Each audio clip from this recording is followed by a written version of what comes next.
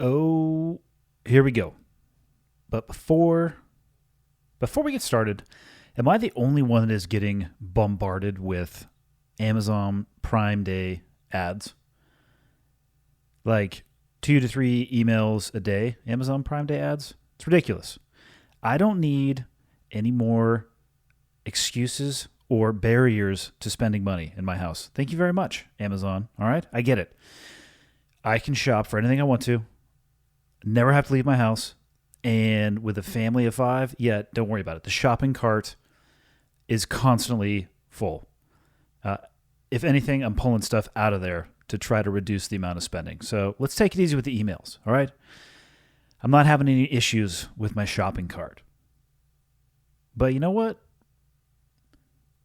What about those people who are having a hard time keeping their cart full? Maybe it's a broken axle. Maybe it's a shaky wheel. I don't know. But I have a solution to offer to them, and you're not going to find it on Amazon. That's right. You still don't have to leave your house.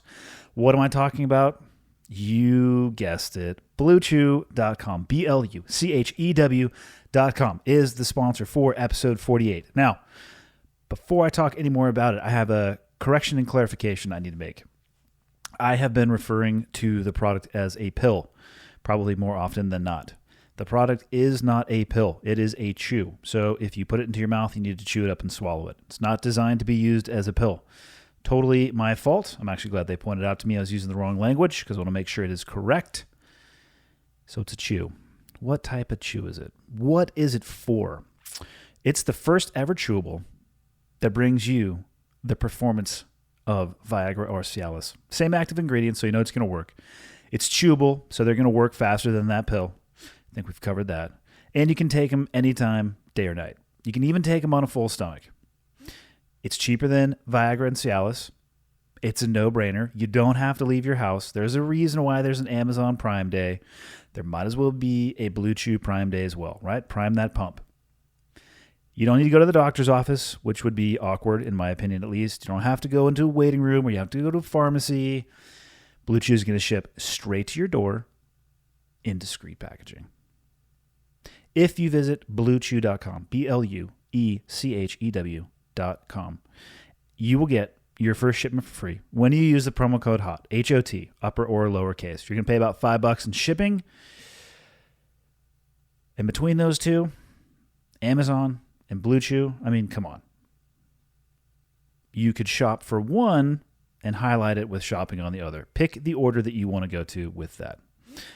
And that's all I have to say about that for this episode. Now, as far as the people I'm talking to on this episode, I travel quite a bit for work. And the best part about that travel is the exposure to people that you have on the road. This particular trip actually brought together 2 friends.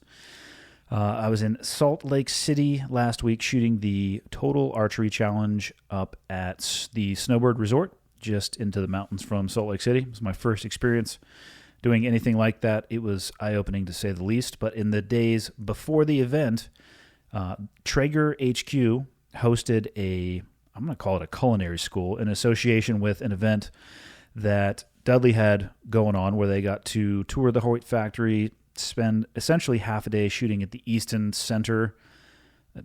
Hard to describe. I posted some pictures on it on Instagram, but as far as you would want to shoot inside, climate controlled, far as you would want to shoot outside, pretty unbelievable facility. And I was there for that as well. So I got to warm up for the archery challenge. And a part of that was this culinary class that they put on at Traeger headquarters. They had 3 different people. I would consider them to be chefs. The third person was Dud, but he's a chef, and we actually talk about that on the episode. So he and Chad were there together, and what better time to grab the 2 of them and talk for a bit, which is what we did. So let's start with John Dudley. If you're a fan of the podcast, you're going to have heard me and him conducting many an episode together. He's an archer, he's a hunter, and like I said, he is a chef for sure. In my opinion, I have no idea what the requirement is to be called that, but I'm going to call him a chef. Now, on the other hand, or not on the other hand, the other side of the table from us when we were having this conversation was Chard Ward, who, again, if you're a fan of the podcast or you've listened to it, I did a standalone episode with him a few months ago when we were out in Oklahoma doing some hog hunting.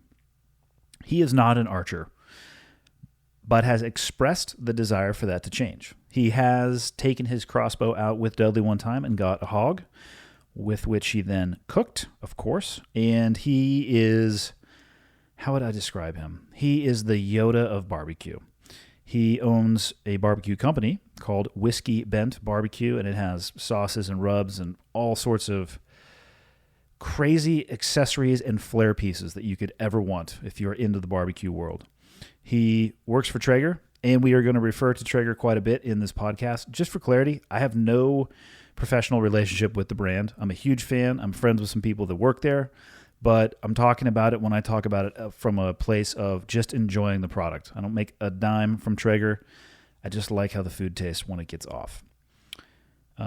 Back to Chad, though. So he works for Traeger. I don't know the exact capacity, but I know I think he might actually run the chef portion. And if I'm wrong with that, Chad, my apologies. Bottom line is he's an unbelievable knowledge base. He is my number one go-to. He's actually the only go-to for recipes. Shoot him a text, and I really don't think I could stump him. We talked about that a little bit in the episode as well. So those are the two guests. We happen to be in the same place. Might as well grab the time together and use it in a useful manner. And today's episode, we talked about quite a few things. We were kind of winding up the event at the Traeger headquarters, getting ready to roll into the archery event. So we talked about barbecue stuff. We talked about archery for a bit. But I would say for me, the most important thing that we talked about is something that Dudley and I have been kicking around between our ears for the last year. It has started over a very basic conversation, and it has built into something that I'm actually really proud of, and I'm really excited to see where it can go. And I'm not going to give it away in the intro because I'm going to let you guys listen to it. We explained what it is that what we have created. Yeah, and I'll let the podcast speak for itself. What I will say is this. There's a portion of the podcast where we're talking about this, and I solicit for email as to start laying the framework for an event that we want to do. I'm dead serious about emailing me. Hit the contact button on theclearedhotpodcast.com. Write me an email in relationship to what we talked about on the podcast. Hit the send button, and I'll get back to you because we're going to do it. We've talked to a couple brands. They're all excited to do it, and I think we don't have a choice at this point. I'm too fired up about it to not do it. And I won't say any more. So we were varied topics all over the place for about 2 hours. It was a great time. Great to sit down with both of them. This is episode number 48 coming at you. Okay, got the red smoke. Gun run, north or south, west of the smoke, west of the smoke. Okay, copy, west of the smoke. I'm looking at danger close now. Come on with it, baby, give it to me, I need it. Get cleared hot. Copy, cleared hot. Me and Chad cooked two 2-pound tomahawks the night before you got here, and they were dynamite. They were. We just did a backyard grill with some friends. We went over to T. Steeze's house and literally fired up his Traeger 22 in the backyard and cooked a pork loin, etched pork loin. Then we did 2 tomahawk steaks. Then we reinvented we kind of made a pretty awesome little asparagus. What all did we have in that? It was the asparagus, and then once it was done, we hit it with some Asiago cheese, and then cut up some caramelized pecans. Chopped up some caramelized pecans real thin. And then for the I did a broccolini with smoked crispy bacon that we did. Did a smoked crispy bacon with which mushrooms did we go for? I'm trying to think. Spider mushrooms or something? Yes, yeah, because we wanted the shiitakes. They didn't have any shiitakes. Yeah. Or we wanted morels, sorry. Yeah, the morels were dehydrated. They look like... Dehydrated. Yeah, they look terrible. Yeah. I'm like, no, that's not going to happen. So we improvised, and they were... God dang, that was a good meal. Holy crap. Well, and it doesn't take very long. No. So I'm sitting through the class that both you guys put on a separate class yesterday, and when Matt was talking about the brisket, what is it, an hour per pound? Around that's a general ballpark, about an hour per pound for beef brisket. Yeah. I mean, pack a lunch. So you're planning for that, but you guys just went to the grocery store and threw down a meal. Yeah. So how could that long cook, a 12-hour cook, be your favorite? That's ridiculous. I think it's just because I guess brisket's always been. Think about my background as a competition barbecue guy. Brisket's the toughest category. So I think I've always just kind of held it on a pedestal from what it meant from kind of what I did to not really saying that if you put a beef rib, a tomahawk, and a brisket in front of me and said, what do you want to eat? I'm going to pick the tomahawk, then the beef rib, then the brisket. I think I like cooking and teaching brisket because it seems like when people are starting in barbecue, that's the one they really want to master. And so when you can teach them and walk them through it, and they hit you up with that DM or they send you a picture, they're like, dude, I finally did it. It's super fulfilling because I think it is one of the harder cuts to cook. So, and plus, I mean, I think it's kind of funny when people are like, I hate brisket, I can't stand it. And I said, you're either vegan or you've never had it cooked right. Yeah. You know, because it is one of those things that just gets, especially in restaurants, just gets totally bastardized. Well, they make it's sitting there for the day. It's not like Yep. they're able to say we're serving brisket at 7:00. Yep. And if you have a table between 7 and 7:45, you're gonna have a good brisket. But if you're there at 3:00 having brisket, and then you're having brisket at 9 at night, Yeah. that's not the same. No. That's two different meals. Well, and a lot of it's in how places hold it too. Oh yeah. You know, we talk about, and while all of us around the table are huge fans of Yeti, holding meat like that makes sense. You know what I mean? Because you're kind of keeping it in that insulated environment, keeping some heat in there, but not cooking it. You're really just kind of keeping it warm and letting those juices redistribute. Well, explain what you mean by holding it, because that was something I learned from you guys, and most people probably don't know what you're talking about. Yeah, so a lot of people think when you, whatever it is, let's take for instance, it's a backstrap. When you pull it off, you know, you've smoked it, you've seared it. When you go to pull it off, you know, you kind of want to pull it off for about 5 minutes for that size cut and let the cooking stop. Because what happens is if you don't let it stop and you wrap it in foil and let it hold or let it rest, it's going to keep on cooking. Are we talking only brisket right now, or any meat? No, any meat. Anything. Like Yeah. even like something like a pork chop or a tomahawk, you want to let it quit Okay. cooking for a couple of minutes. So I'm messing that up right now, I can tell you. I literally take my Yeti with me to the Traeger and go, Yeah.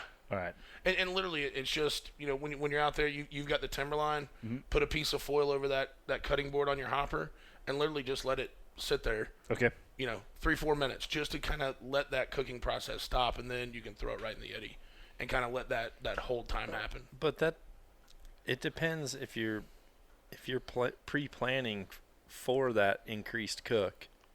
Like when I do mine, I'm pulling mine at like 6 degrees less than what ideally I would like to be slicing and serving at. Whereas, Yeah, I do the same.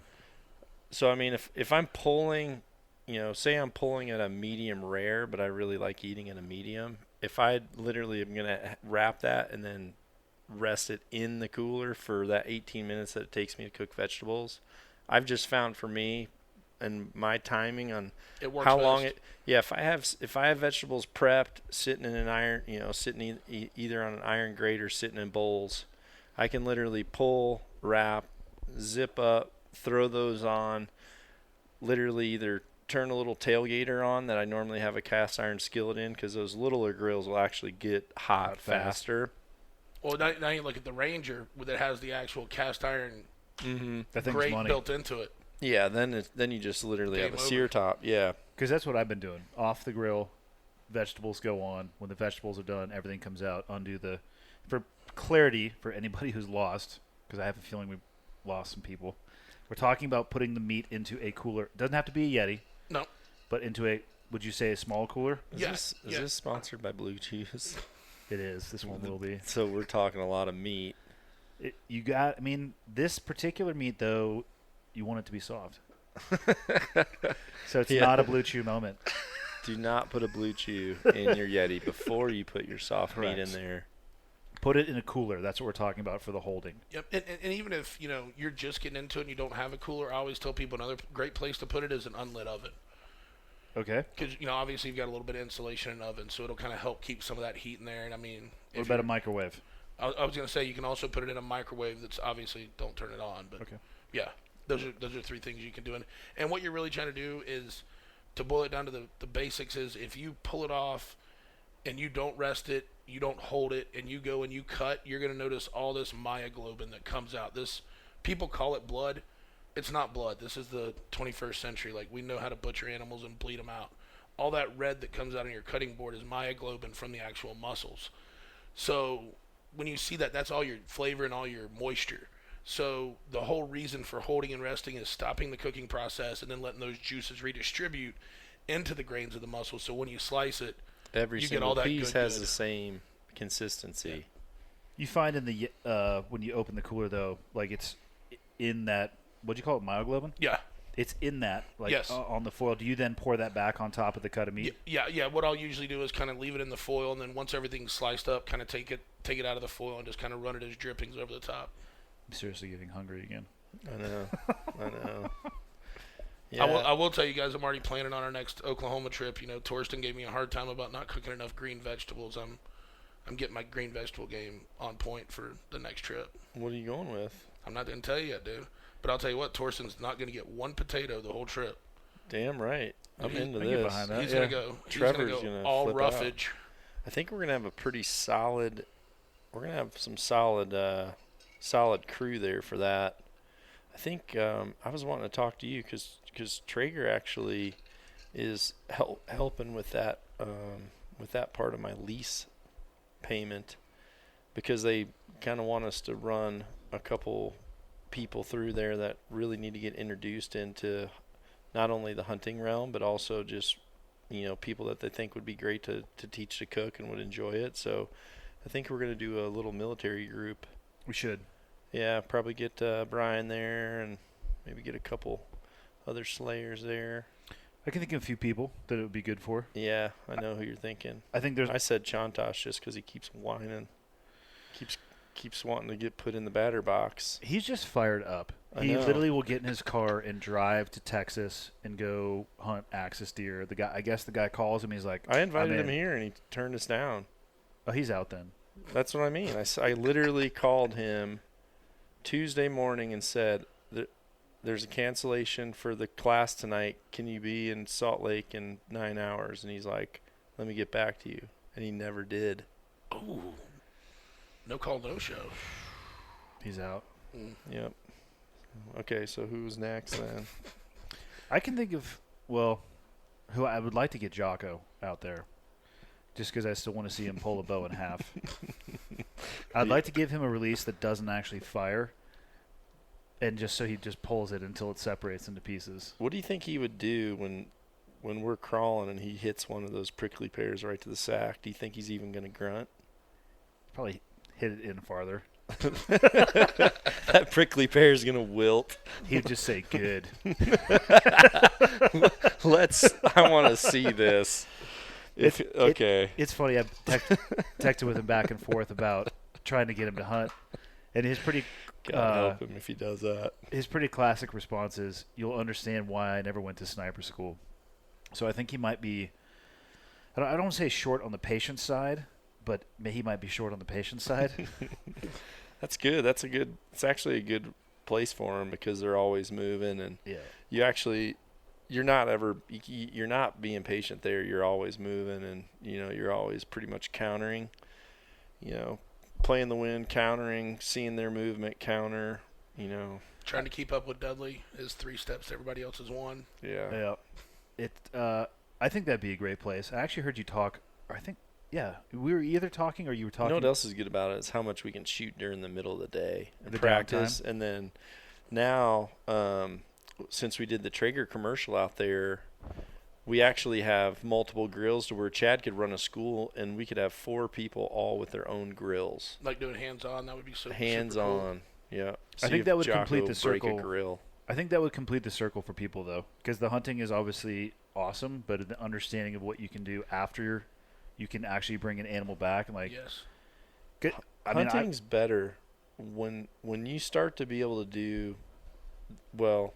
I don't want to act like I know what I'm talking about with cooking because I really don't. Last night I felt like a cover band that got asked to go up on stage after Metallica and the Chili Peppers performed, and everyone's yelling encore, and then they just kick this cover band from like the local town out on the stage. That's what I felt like when I started talking cooking shop after Chad and Matt Pittman did their thing last night, but it really does. One of the things I told everyone, it really does make you want to get an animal just for the purpose of challenging yourself to see how much better you can get on cooking a certain type of thing, because there's been things that I've shot and I've sent them to Chad and I've said, dude, check this out. And he's like, holy crap, man. But then this trip, when Chad and I first hooked up the first day, he actually told me, he goes, hey, remember when you brought that elk leg last year? And I said, yeah.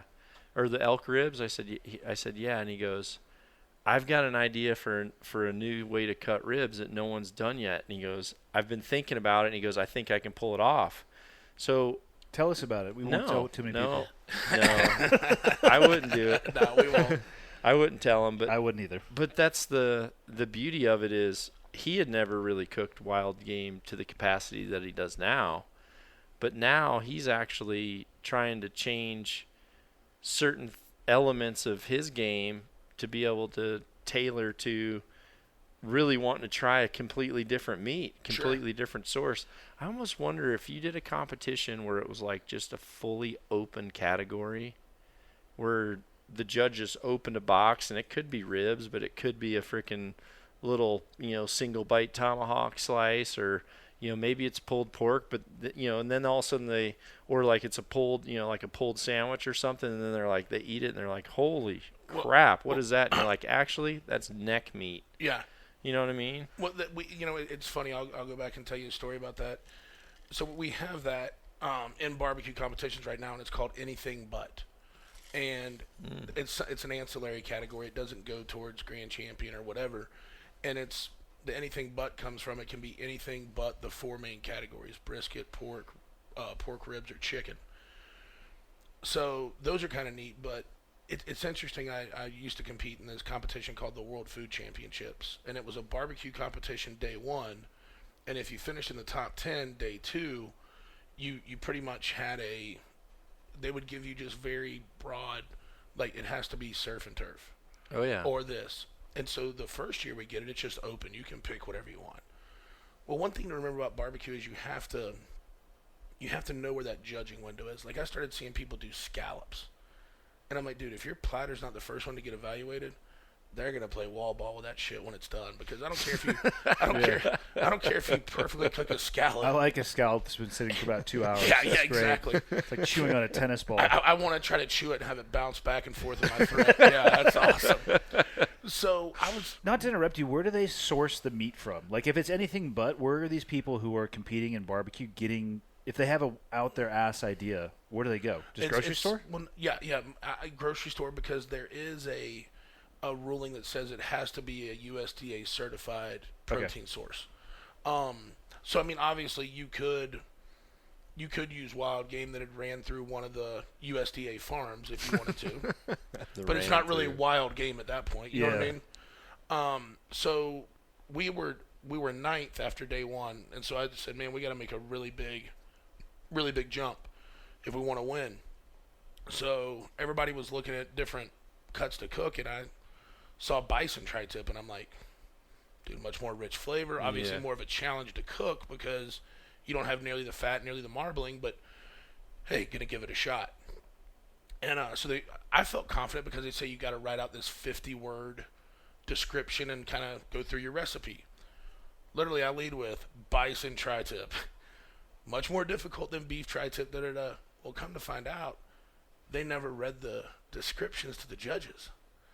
So I remember I ended up talking to a couple judges afterwards after their scores were done, and he's like, man, whose dish was that? Because what I did is I kind of wanted to represent Florida, plus I wanted to keep it moist knowing it was so lean.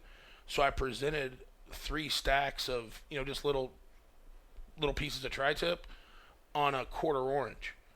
So I knew that orange would bleed into the back of it and keep it moist, even if it was the 4th or 5th platter to be judged. It's like, man, I had the best beef tri-tip of my life. And they were presented on these little oranges. I was like, no, dude, you had the best bison tri-tip of your life. I was like, did they not read you the description? He's like, Nope, they sure didn't. And I'm like, golly, because what I was wanting was the style and the difficulty points. Yeah. To go along with To it being cook it perfectly cooked. Yeah, when it's that lean, obviously your difficulty level goes up. One of the things going back with the brisket, what I found with brisket is there's so many different cuts of meat that even if you know how to do it right, your results can vary so much. And that's one of the things for me that's frustrating, and maybe one of the reasons why I don't necessarily favor brisket. I'll normally always do it if I'm doing a party because there's always people there that want a brisket. But I really like it when I figure out a way to cook a particular thing and then I want to duplicate it. Like, I like the consistency of being able to duplicate it. With that particular cut of meat, for me, it just seems like where it came from changes the outcome of that. Whereas with ribs, you can buy ribs from like 10 places, and sure you're going to get some that are good, and they have better marbling, but you can read it a lot better and get away with a lot more. But with that brisket, if you just get one that's poor, for the average person that isn't able to select the proper way, then it's just, at that point, it's just like average to me. Well, and I Where's think that variation come from? it comes from the grade of the meat, really. Mm-hmm. So I always tell people there's 3 grades of beef. Well, actually, there's a couple more, but there's only really 3 you want to cook. Actually, really only 2 you want to cook. So there's what they call no roll, and this is all USDA based. And no roll it's just not for human consumption. It can be used for other things, but it didn't get rolled with a grade. So that's what happens at slaughter. Okay. Yeah, exactly. The next one is the next one is select, which I always tell people the best example of select is when you drive by Dollar General on Memorial Day or 4th of July, and they've got a big banner that says $2 bacon wrap fillets. That's select. And when you look at a piece of select meat, it's all red with no fat in it. I mean, it eats like shoe leather. So you never want to cook that. It's normally one stripe through it, which is silver skin. Yeah, exactly. You could cut it out. You could cut it in half to get that one little piece of silver skin out. What 80 to 85% of the beef in this country is choice, and choice is good beef. When it comes to brisket, it's a little tough. I like to inject if I'm cooking a choice grade, and then you get to prime. Choice you can find like at Costco or Sam's, which is better than what you're going to get at your grocery store. Right. Well, and the other thing about a lot of grocery store briskets is they trim them down so hard. Like, they take a lot of the bottom fat off, and I like to leave as much of that fat cap on the bottom as possible, because that's protection between my heat source and the meat that I care about, to help kind of keep it protected. And then you've got prime, and prime's obviously the highest marbling in the USDA scale. A lot of people will say, well, after prime is Wagyu. No, it's not. Wagyu is a breed. Wagyu is not a grade. Explain Wagyu. Okay, so Wagyu is you take the best of our domestic cows we had here in the U.S., and you take Kobe genetics from Japan, and you put them together. And that's, so the reason Wagyu and Kobe both have so much more marbling and so much more flavor is a domestic cow, your Herefords, all your beef generating cattle, once they go on a feedlot, they can put on marbling for about 150 to 180 days. After 180 days, you can keep feeding them grain, but they're just going to put on what we call ass fat. You know what I mean? None of it's going to go into... Is that with the duck? Yeah. I've seen that commercial. None of it can ass go fat. really into the right. into the meat, into the marbling. So people all the time ask you, man, why does Wagyu cost 3 times more than domestic prime? It's a pretty simple equation, because guess what? Wagyu can put on marbling and muscular fat up till 500 days on grain. Because of the genetics. So think about it. If it's on grain 2.5 to 3 times longer, it's 2.5 times 3 feed bill. Yeah, it just costs that much to feed it out. Yeah. There is another category of meat. So, Okay. Dudley's looking at me as if I'm going to roll into a Blue Chew ad, which I'm not. I remember distinctly being in Afghanistan in the chow hall. MRE. Okay. No. In the chow hall every Friday was surf and turf. Or actually, you know what? It could have been Sunday. I might be speaking a little bit out of school. It was either Friday or Sunday. It was surf and turf, which was breaded shrimp, I think, because it had a shrimp tail. I guess it could have been stapled on something else. Oh, man, I almost spat that. And steaks. And I remember walking, and it's funny, all of the people who worked in the this particular incident where I witnessed this other grade of steak. Most of the people who worked in the chow hall, they were Kenyans who were flown in. I think it was a Halliburton contract, one of the major multi-billion-dollar contracts. They would clean out the porta potties, awesome job, and they would cook shitty steaks. Hopefully, they'd wash their hands in between. I don't know if it was the same crew. Regardless, I remember, it was like, cool, we're going to go stuff ourselves with surf and turf. And I remember walking back, and there was boxes stacked up by the dumpster. And I'm almost positive that it said grade F steak. Now, that part I haven't been able to confirm because I've literally looked for it on Google. But what I know for a fact it said on the box was for prison and military use only. And that is the last time I had surf and turf overseas. So there's a category under no roll. Yeah. And it is prison and military. Surf and turf. Oh, wow. Oh, Literally, man. I saw that. Never again would I touch it. It ruined me. Oh, man. It has to be really low marbling and at least 18 months freezer burn. I think they broiled. It was gray. Oh, man. Yeah, it was gray. But it, come on. What? Yeah. Probably gonna get your head blown off the next day anyway, so you might as well have surf and turf. If the steak was that bad, I would love to be able to really kind of see what that shrimp looked like before the breading went on. Well, it was really flat. The shrimp was super flat. You could have put it in an envelope, which is why I said it might have just been a tail stapled on some tilapia.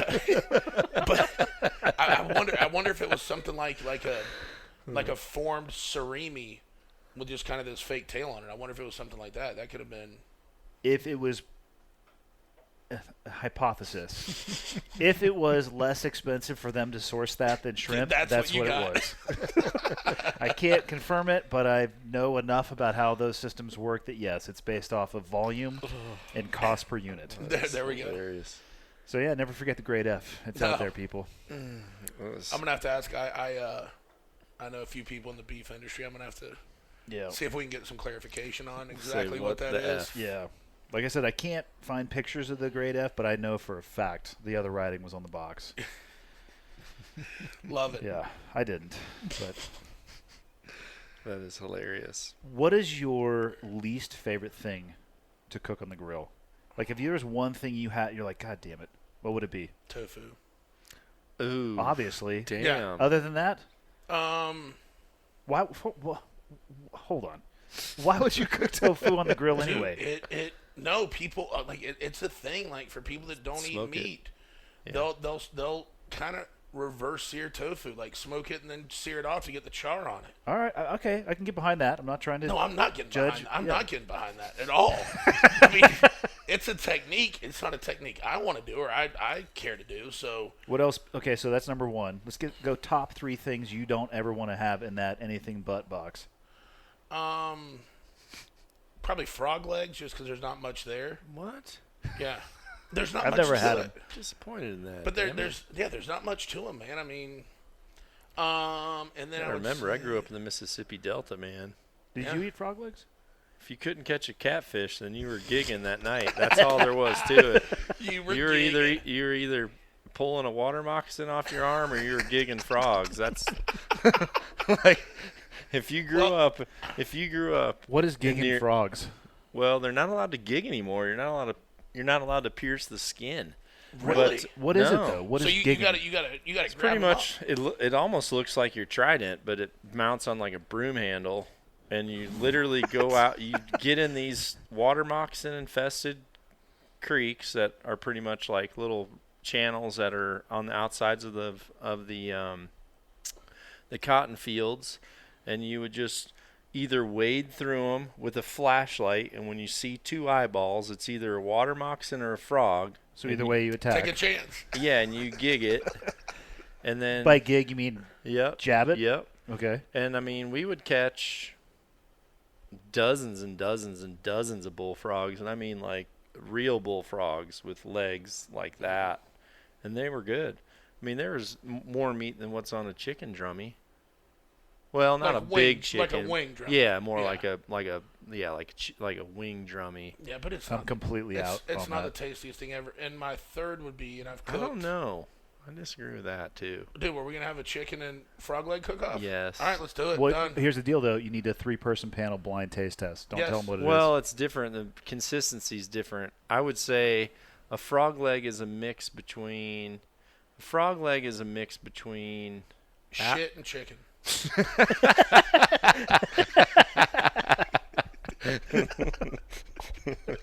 No, I was gonna say it's a mix between alligator, and I was trying to think what else it would. Alligator and catfish. That's probably a good one because it doesn't have the sweetness to me of alligator. Dude, we're gonna do a freaking good frog leg recipe. There's no way it's between shit and chicken. Closer to shit. I've never had one. There's no way in hell I'm eating a frog leg. Damn so. right you will. No, I in France, frog legs are the bomb. We should have had. Yeah, I actually would rather starve to death. He'd rather go great F steak. I'm gonna go full hunter on that one and just disappear my calves. Let my body consume my calves. Just clam up and puke yellow. My third one would be rattlesnake. I've cooked it 3 or 4 times. The problem with it is there's so many small bones in it that you can't. But I will tell you, I've cooked python fillets and they're very good. Really? Mm-hmm. I would not eat. Well, I wouldn't you eat would. any of the 4 things you just listed. I literally would rather starve than eat those. What? I don't know. I don't eat funky stuff, but I would damn sure eat a frog leg, a rattlesnake, a python. I'm not exploratory or explorative in my food at all. Or tofu. Would you go with the tofu No, too? you can take that and freaking play ping pong with it or whatever you said. Did I tell you the flatbed story or flatbread story from Afghanistan? Let's hear this. Well, there's probably both of I think we got there in a flatbed. But yeah, I there's was gonna particular say, stories I'm about. sure. Yeah, I'm sure you were on a flatbed, but let's hear the flatbed. So I actually enjoyed the taste of the flatbread in Afghanistan because they have. I don't know how you would describe it. It's an outdoor. They put wood into it. Like I want to say kiln because that's what it looks like. It's, But it's a tandoori. Yeah. maybe I'd have to look up what that looks so like. it's a kiln, and they're building a fire in it, and they kind of throw it onto the side. Yes. And it's a tandoori. Okay. Yeah. So and We had one outside our thing in France. A Francais? mini one. Remember Yeah. that mini one? no, we drank a lot in France. I think we do that everywhere we go. Yeah, potentially. But we did a lot of traveling around and talking to villages, and they'd always come and they'd bring you food. You're going to get tea that is sweet enough to make you a type 2 diabetic instantly. In Afghanistan? Yep, you do. It's called Really? KLEs, Key Leader Engagements. Wow. Surprisingly enough, bullets don't solve all problems, and you actually need to be able to. The goal of what we were trying to do is secure the populace and create a safe haven so they can grow themselves and then defend themselves. So you spend a lot of time talking with the tribal elders. Every time you do that, they're going to probably bring you into your room. You're going to serve you tea. The bread starts coming in. The bread is delicious. I thought it was delicious. And one day, I happened to see how they were making it. And it was what I saw was the kiln, and right behind the kiln, it was like directly behind it, so I couldn't see it because it was blocking my line of sight, was this guy that was just going really short race car tracks, like back and forth, back and forth, back and forth. And I couldn't figure out what he was doing, and I think I had to go outside to take a piss, whatever it was. I changed where I was looking at it from so I could see what he was doing. And what he was doing was kneading the bread with his feet, which he probably hadn't washed in like a month. And that was the last time I had any Afghan bread, too. Dude. So I'm out on anything that is exploratory when it comes to because most of their feet looks like Frodo from, Frodo Baggins. It was bad. Not a lot of not a lot of toenail maintenance out there. I never saw a shower in any of the houses I was in. I'm just going to leave it like that. I really liked it with Nutella. but I don't do foot bread with Nutella. Foot bread. I don't do it. I don't care if they cook it on the face of the sun. I'm not eating foot bread with Nutella. So you think at least one of the guys that did that had athlete's foot? I don't know. If I would have stamped one of those out for someone, I can guarantee you they got 21 days to live. Oh, man.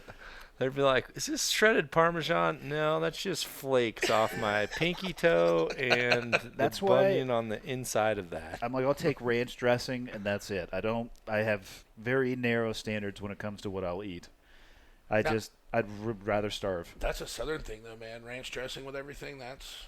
I'm not into that. Oh, dude, I'm so into I it. remember when Hidden Valley Ranch first came out, and you got that shaker with it, and you mix that buttermilk in there, and Yes. you freaking had to shake it up. That was OG. That was good. That was OG shit. That right was there, yeah. actually good.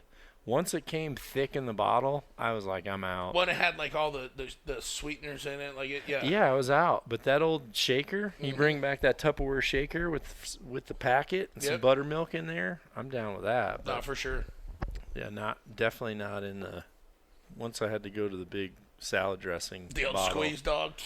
Yeah, nope. I can now check off that we've talked about salad dressing on the podcast. Have you That's ever awesome. been- Didn't have know we were you- going to go down this road. Have you been to many places just like exploring barbecue down through the South? I've been to some. Like, I've been to Big Bob Gibson's there in Alabama. It's really good. I'm talking like not known places. Have you ever just gone on a walkabout? Oh, yeah. I mean, that's what I grew up around. Like, there's a place in my hometown called Jimbo's. It's been around 65 years. You know, it's not going to be on any barbecue crawl list, but it's still the only place where I'll eat a full spare rib, not a rib that's been cut down into St. Louis style rib. Yeah. And dude, it's perfectly cooked. Best hush puppies I've ever had in my life. I Just love one those one of those places. places. It's got a metal pot in the middle of the table with a bunch of brine and homemade brine pickles on the table. You know what I mean? Free of charge. That sounds legit. Yeah, and it's one of those. You remember those old places where they had this kind of long menu, and the lady'd come over and she'd grab it and she'd just put a check mark with the pencil here, and here, and put it in the window.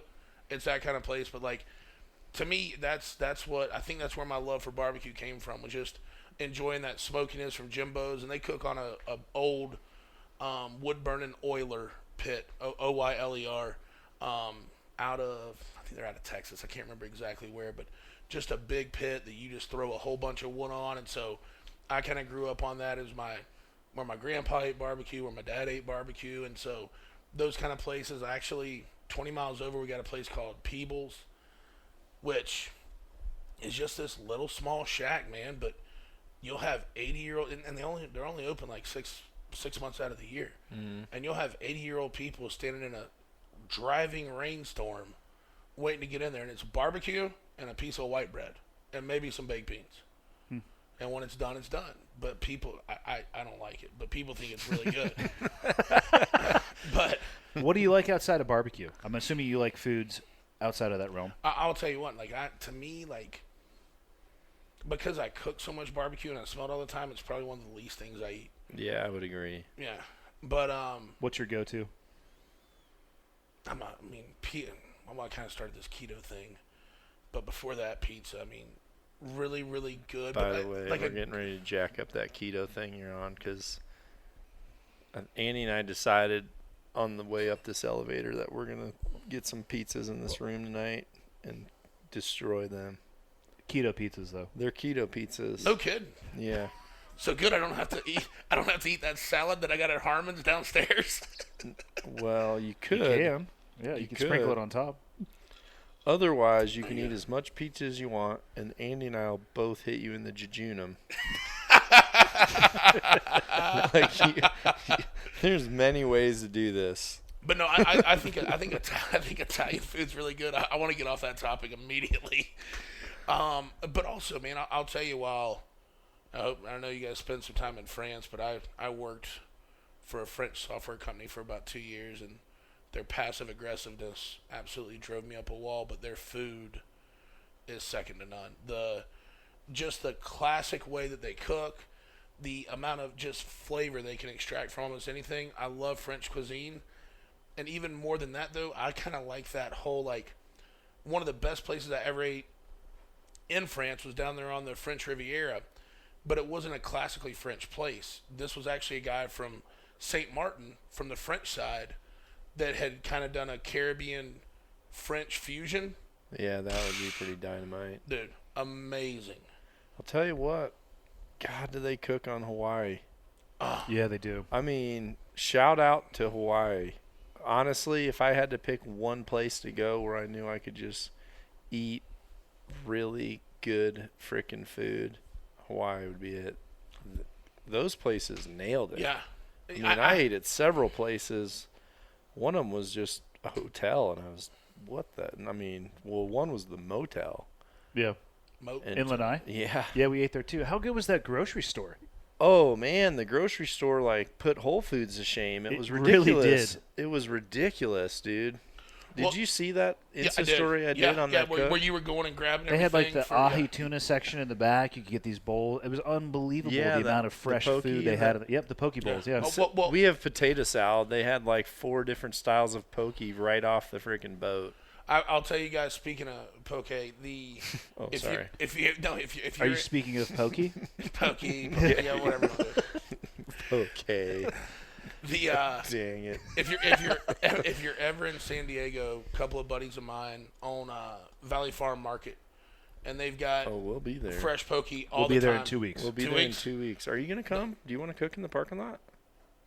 You know me, cooking in parking lots. I can't say no to that. Well, there we go. Actually, Just don't take it farther than that. You'll be okay. Actually, I may because that's the weekend. Yeah, that weekend's open, and then I'm in Boise with ZZ Top on the first, and then not Bozeman, sorry, Boise. You on said the, Boise. Okay, sorry. On the first with ZZ Top, and then Bozeman teaching classes on the 3rd and 4th. So that could actually be a nice little West Coast run. Has there ever been You know what I a wanna Michelin star awarded for a barbecue chef? Ooh. I don't. Because I get deep, I nerd out on the. I love the cooking documentaries on Netflix. Yeah. And I don't know a lot about the Michelin stars, but I watched this one. A guy got 2 Michelin stars in his first year, which apparently is unheard of. Yes, it's amazing. But it got me thinking. I mean, that's cool. I guess moderately controlled environment. I'm sure some things could go wrong, but is it possible to get one on a barbecue, like a barbecue chef? I can't answer that. I don't know, but I will tell you, guy that I know, Tuffy Stone, Cool Smoke, is actually getting inducted and doing his cook at the James Beard House next week. So I do think while you look at kind of it being elevated more and more barbecue, and I want to say Chris Lilly's cooked at the James Beard House. There's been some really good barbecue guys cook there. What is the James Beard House? Kind of like I don't want to say it this way. Then don't. It's kind of a little bit of a step below. Michelin's more of a worldwide. Yep. While I would say more James Beard is very U.S. based, but you got to be legit as hell to get the invite to cook at the James Beard House. I mean, Is there any reason you couldn't get a Michelin star with a bar? Do you have to have like a physical? No, I've never studied it. I couldn't tell you exactly. Because between so the two much of you, requirements are. between the two of you, I mean, one of you should at least. You know, it would be fun sometime, and I've been wanting to do this. I like anyway. Michelin tires on my RAV4. We should Immediately upgrade the RAV4. we should find a It's Harry's. we should find a cool place somewhere in the country to do like a 1 weekend pop-up restaurant. Bullshit. No, not happening. Dude, we have a fixed We menu. let me tell you what we need. We need to do an awesome shipmobile that's a food truck where we tour the U.S. and it's one night only. In that city. And we vaporize. Have I showed you a picture of the Do Awesome Shipmobile? No. You haven't seen it? I don't Dude. Oh no, yes. Imagine something like that where you just roll up. Have you ever seen a trailer that has that swing armed on the back? I do remember seeing that. Yeah. That That'd logo be the behind way the to do Traeger it. is quite solid. I don't know. I'm not really big into awards. No, but I just think it would be cool. Like, I mean, let's I would talk- love to see people's faces when they get to experience something that's different. Yeah. Imagine being able to just do it. That would actually be super cool. I would say you could pick 2 weeks and just hit a different place. I got an idea. I think I want to just go on a killing spree. And then literally... That's not a new idea. No. Okay, I was trying to hide it. But wouldn't it be cool to just literally travel the U.S. and just for free just pull up and just offer people? Can you do it legally? Can you just offer wild game if it's no one's paying for it? If you're just cooking in a parking lot? I think maybe. And you're not charging. What if you just said? What if you just put it on social media? This is where I'm going to be. Come check it out. You don't charge for it. And maybe you're you good, just did, right? maybe you just did like a quick 1-page consent form that they signed. You hand them the sandwich. Just to yourself. that would turn me off to that experience. Really. Well, I'm just trying to. Damn it! It's not going to work with Chad. He's out. Oh, no. I mean, I was. Well, how could you make that above board? I mean, is it because of the fact it's wild game and doesn't go through the USDA? But if you're not charging if you're not charging and you had a disclaimer, kind of eat at your own risk, wild game, processed and cooked. I see a lot of people. You've done it before. Where it's just like, hey, I'm coming to this town. Let's just do a meetup. Oh no, me and Dudley in Austin when I shot my first hog with a crossbow. That's the same thing. Why not do that? We did it. We did it. We done did it. Gone and done it. So why you could link it? 10.5 hours from the time it was dropped to the time we were serving people that night. We did that in Oklahoma too. That was awesome. Yeah, but what was cool about what's the, it's not Austin Archery. What's the Archery Country. Archery Country. Like literally, we had other food we were kind of handing out. But John, how many people stayed? 60, 70 people. Yeah. Just wanting that hog to be done Till 11 at night when your hog got done. Yeah. You remember that one kid that grabbed the whole front leg and just ran? And he's What? walking around. Gnawing it. He had barbecue sauce from both earlobes all the way around to the front of his mouth. He looked like the Joker, and he had this huge bone, and he's just like freaking face deep in this thing, just chowing it down, smiling the whole time. So what would you think of travel day? What if we based it out of cool archery shops? So there could be that aspect. Parking lots. Parking lots at archery shops. Then travel day. Why don't we do it 10 days on the road. Why don't we do it on military bases, dude? Let's ditch I that don't know freaking if F grade. the do awesome shit mobile is allowed on military No, bases. right outside. Actually, I can get on. I have a retired ID. Drive See? that shit right on there. I'd rather cook for troops. I would too. I mean, no offense to everyone else who's not, but that would be I cool. can get behind that as well. That's the play. Okay. I like that. Mm-hmm. Yep. Well, if you're listening to this and you're in the military, send recommendations, and we'll see if we can put together a map. It'd be fun to do a tour, dude. I think we should do a 10-day tour, so that would be 5 bases with a day to drive in between them. Yeah, that'd be awesome. That'd be great. Yeah. Well, We could do 2 weeks. Yeah, well, easy. If you're in the military and you're listening to this, send me an email. Go to theclearedhotpodcast.com, hit contact, and let me know where you are. And we're going to have to pick 5 that we can at least chain together. Done. San Diego and Boston are not going to work. all I'll right? give up archery commitments for that in a heartbeat. Okay. Yep. Pretty I sure love it. Traeger will allow me to take the time to do it with you guys. Yep. Already got one on the back of the Do Awesome know. shipment. You're going to Did hear we a ever- bald eagle in the distance. That's how you know it's close. Oh, we need to do that. Instead of the trucker air horn, it needs to just be a screaming eagle. Do they make one? An air eagle horn? Again, if you're listening to this and you make air eagle horns, We need hit one. me up via email. That would actually be really, really cool. And I bet you we would have enough either active or retired people to stack hunting camps forever. Let's Just do in the it. interest alone. Let's do it. I'm doing it. Okay. I'm whacking. Well, I'm thinking of what I'm gonna whack. I'm gonna That whack sounds some good. buffaloes. I'm gonna whack some elk. Oh. I'm gonna whack. You want I to do a love full cooking buffalo. You Oh, do? So, but yeah. does that geographically pin us to a certain area of the country? Like where No, can you we hunt can, buffalo? No, we can, I'll we do can it. harvest it, cool it down on Yetis, and take it where we need to go. We don't have to do it fresh. We can Yeah. butcher that sucker up. Okay. Wrap it, Because freeze a it. lot of that wild game too is better after it's Yeah, been it is. bled So, out. Like so fortunately, Sloan from Yeti is all fired up to deck out the DASM. Yeah. Hashtag, it's no big deal. Couple 210s on the back, Mhm. rolling with.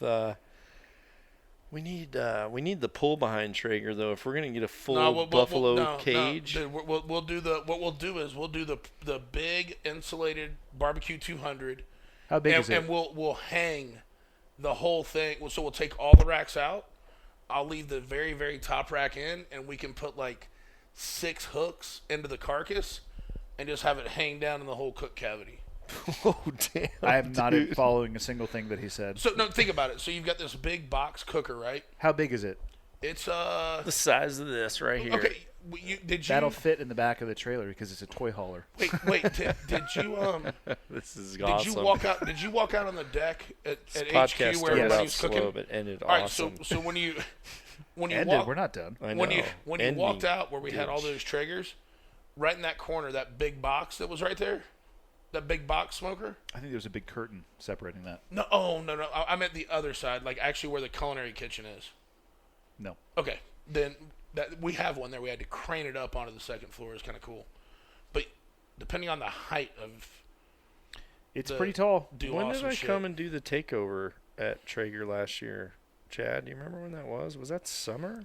I don't, but that's the first time we had anybody ride a bull Traeger. Well, now and it's boy, a did we thing. take that next level last night. Yep. Yeah, Dang you right guys we were- did. Yeah. But no, what I was talking about is, feeling so good. if anybody Don't wants to go look at it, criticize. just go to TraegerGrills.com. When you Oh, go to here it is. smokers, you can see it's called the Com 200. Oh, this is our Oh, you actually sell it? Yeah, and so it's just a big box like this. And so you would take all the racks out of it, leave the top rack in, so you could use what we call meat hooks. That's Chad's first hog. You ever see that thing? It looks like a kitten. Now, No, it's, well, I it had was to, shot perfectly to fit in the grill hole. exactly with Yeah. loudmouth shorts on. There you go. Yeah, he cooked that sucker whole. That's it, right there. Oh, nice. We ate that thing about midnight, and it was awesome. So we have to plan and figure out how we're going to stock the Yetis, though, and then hit on the road. Yep. Oh, dude, don't even sweat that. That's a minor detail. The major detail is Locations. how much meat do you really want? Well, That's- you know, it's funny when you guys were bringing up military bases. I was just out in San Diego, and really like huge supporter of the brand at Traeger.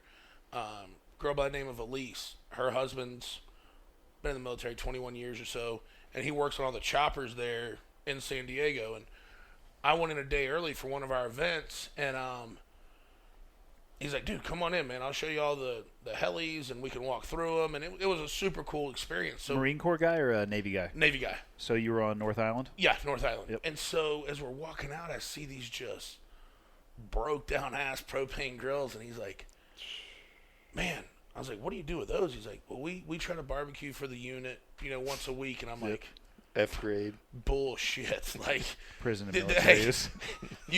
you guys go kick those things over. I'm going to send you 2 Pro 34s. You know what I mean? Like, Yeah. it's like, man, when we get opportunities like that, if especially if it's something where they're, a command unit's doing a once a week barbecue and you're cooking on something that's just crap. I mean, we love to be able to help out at Traeger and do that kind of stuff. The military is very good at a few things. In the full spectrum of Yep. the military life, because you'll see that at those are like huge maintenance hangars. And we used to have them even at the SEAL teams. Amazing. I mean, you just, yeah. They're crazy, but all of the money is dedicated towards keeping the helicopters flying. Yeah. Same thing at the SEAL teams. We would have Webers. I don't actually know who pays for them because I actually don't think there's money in the budget. If it would fall under a category called MWR, morale, welfare, and recreation. To me, he made it sound like they had all came together 3 years ago and all put That They would might have make passed more the sense. hat. up they past the hat, yeah. This is that grill. So this is a time lapse I did of how much bacon you can put in that grill he's talking about. Oh my God! Watch this.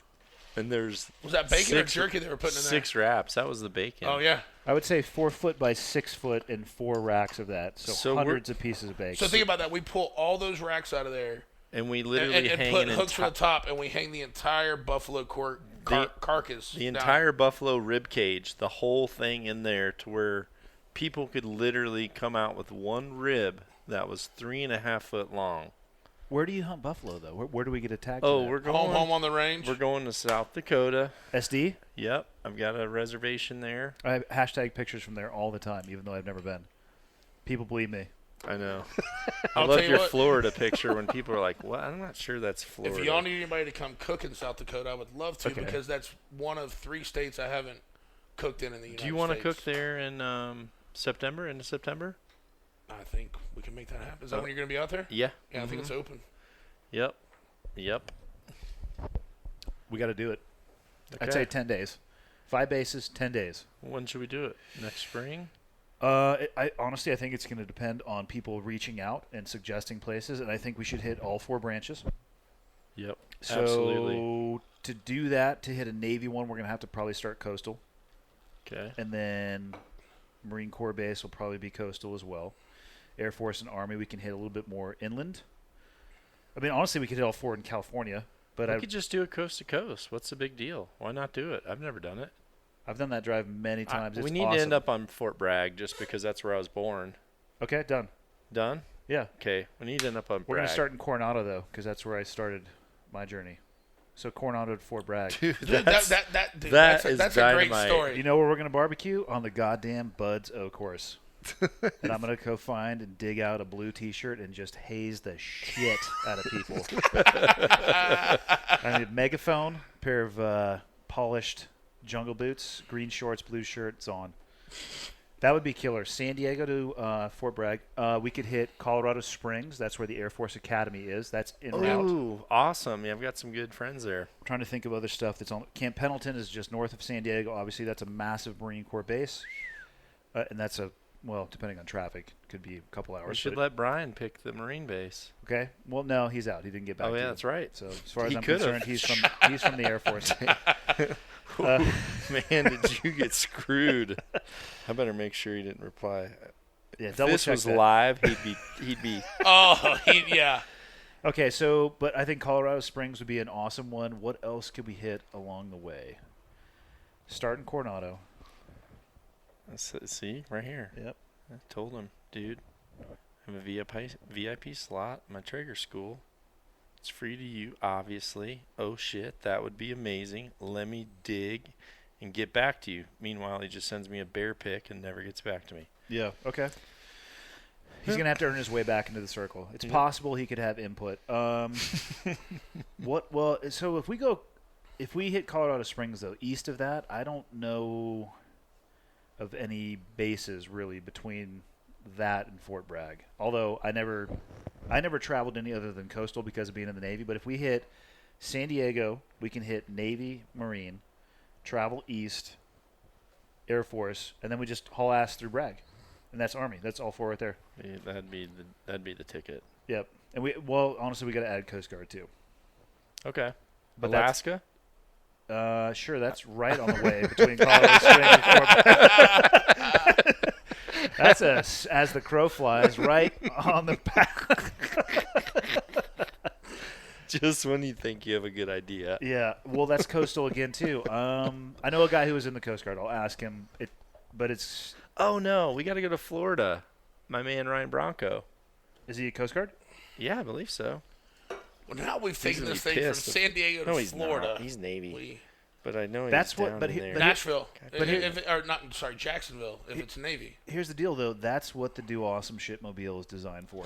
It's a mobile podcast studio. There's 4 queen-size beds in that thing. It's a toy hauler, so we could probably fit 15 massive Yetis. We could probably honestly fit 5 or 6 Timberline. What are they? The 1300s. 1300, yeah.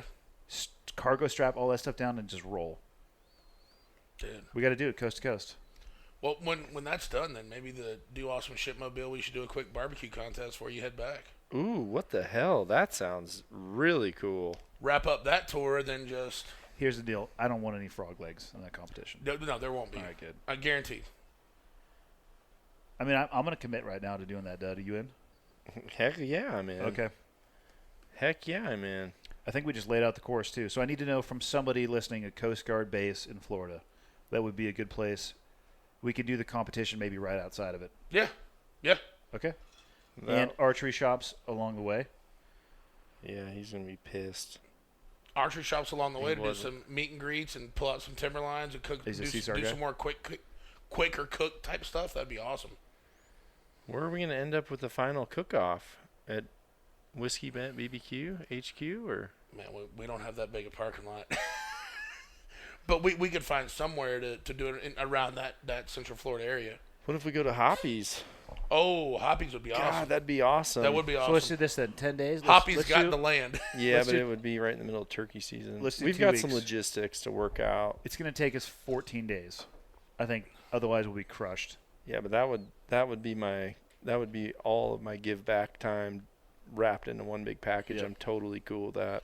And dude, can you imagine the content? Oh my gosh. No, there probably wouldn't be any good stuff. No. No, I mean, it would be so much fun.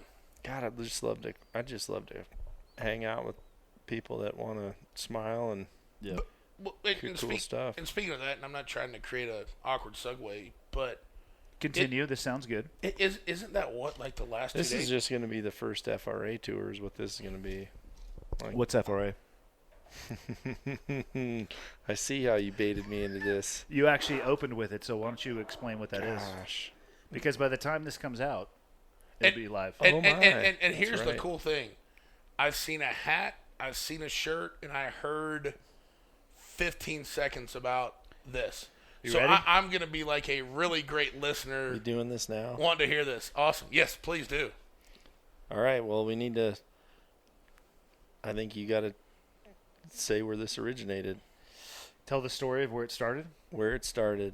So in August of 2017, we met for the second time. First time doesn't count Yep. because I was time traveling. Me too. Where was that first meeting with the time travel? if I may Vegas. ask? Yeah, I woke up. Oh, was that I don't know. I woke up across the room from Lee Ferrigno in a someone's suite with the snooker table and a ice sculpture of natty lights with a bunch of those shrimp tails. That'll happen once in a lifetime if you're lucky. Once Well, in a lifetime chance. That's when it happened. So we met the first. It was we met at dinner with Joe. okay? Apparently, I decimated Under Armour's budget at a dinner. I didn't realize that it happened. Really? I had met Joe earlier that day. He was having breakfast. I was out at the SHOT Show and I saw him post something from there. I was like, "Oh, hey, dude, what's up? Are you here?"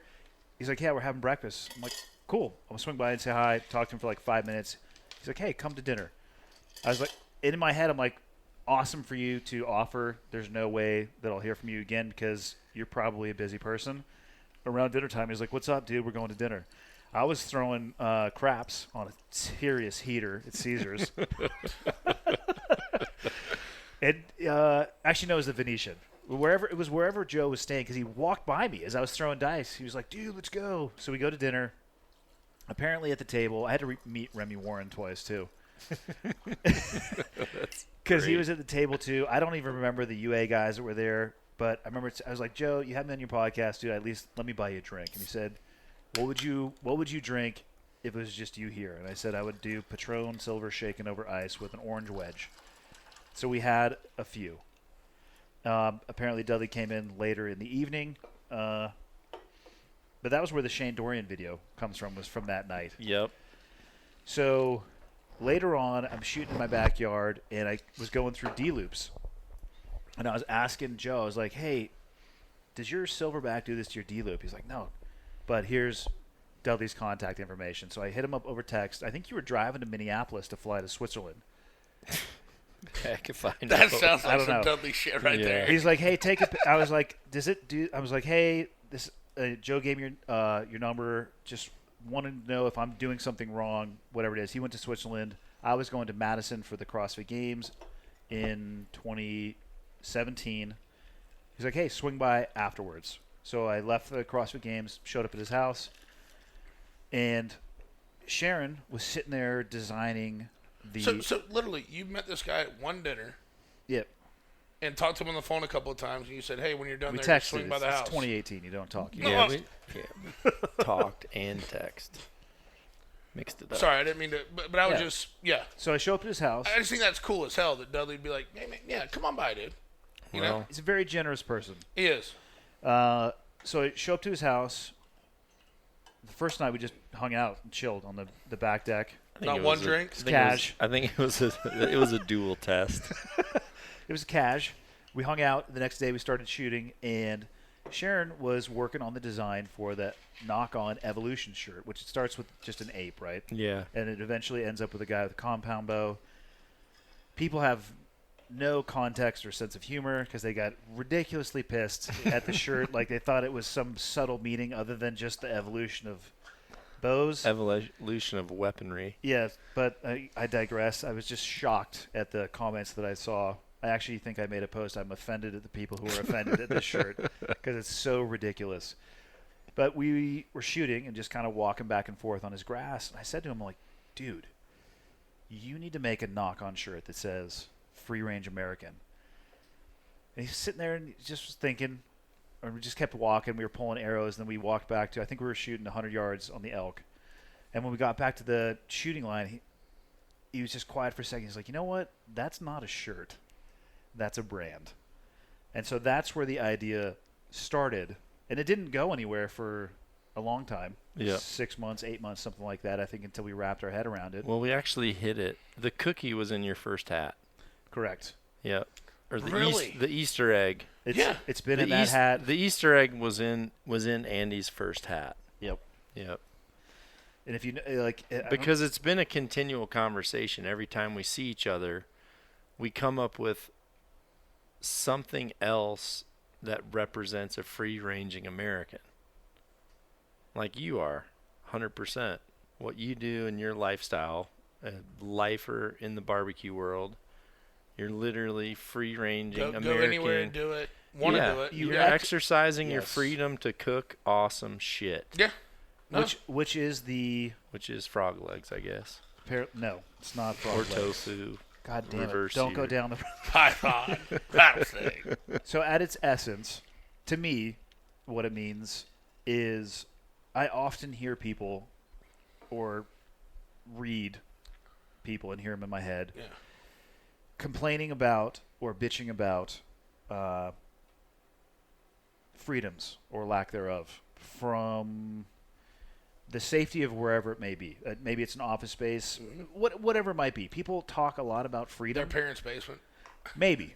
Whatever it might be. But what I would like to see more of is people exercising their freedoms instead of talking about it. Because to me, if you don't exercise them, they have no value. Yeah, Which is what Free Range American stands for. It stands for put your phone down, close your computer, and go outside. And it's not a motto. It's a fucking mission statement. Go Yep. do awesome shit.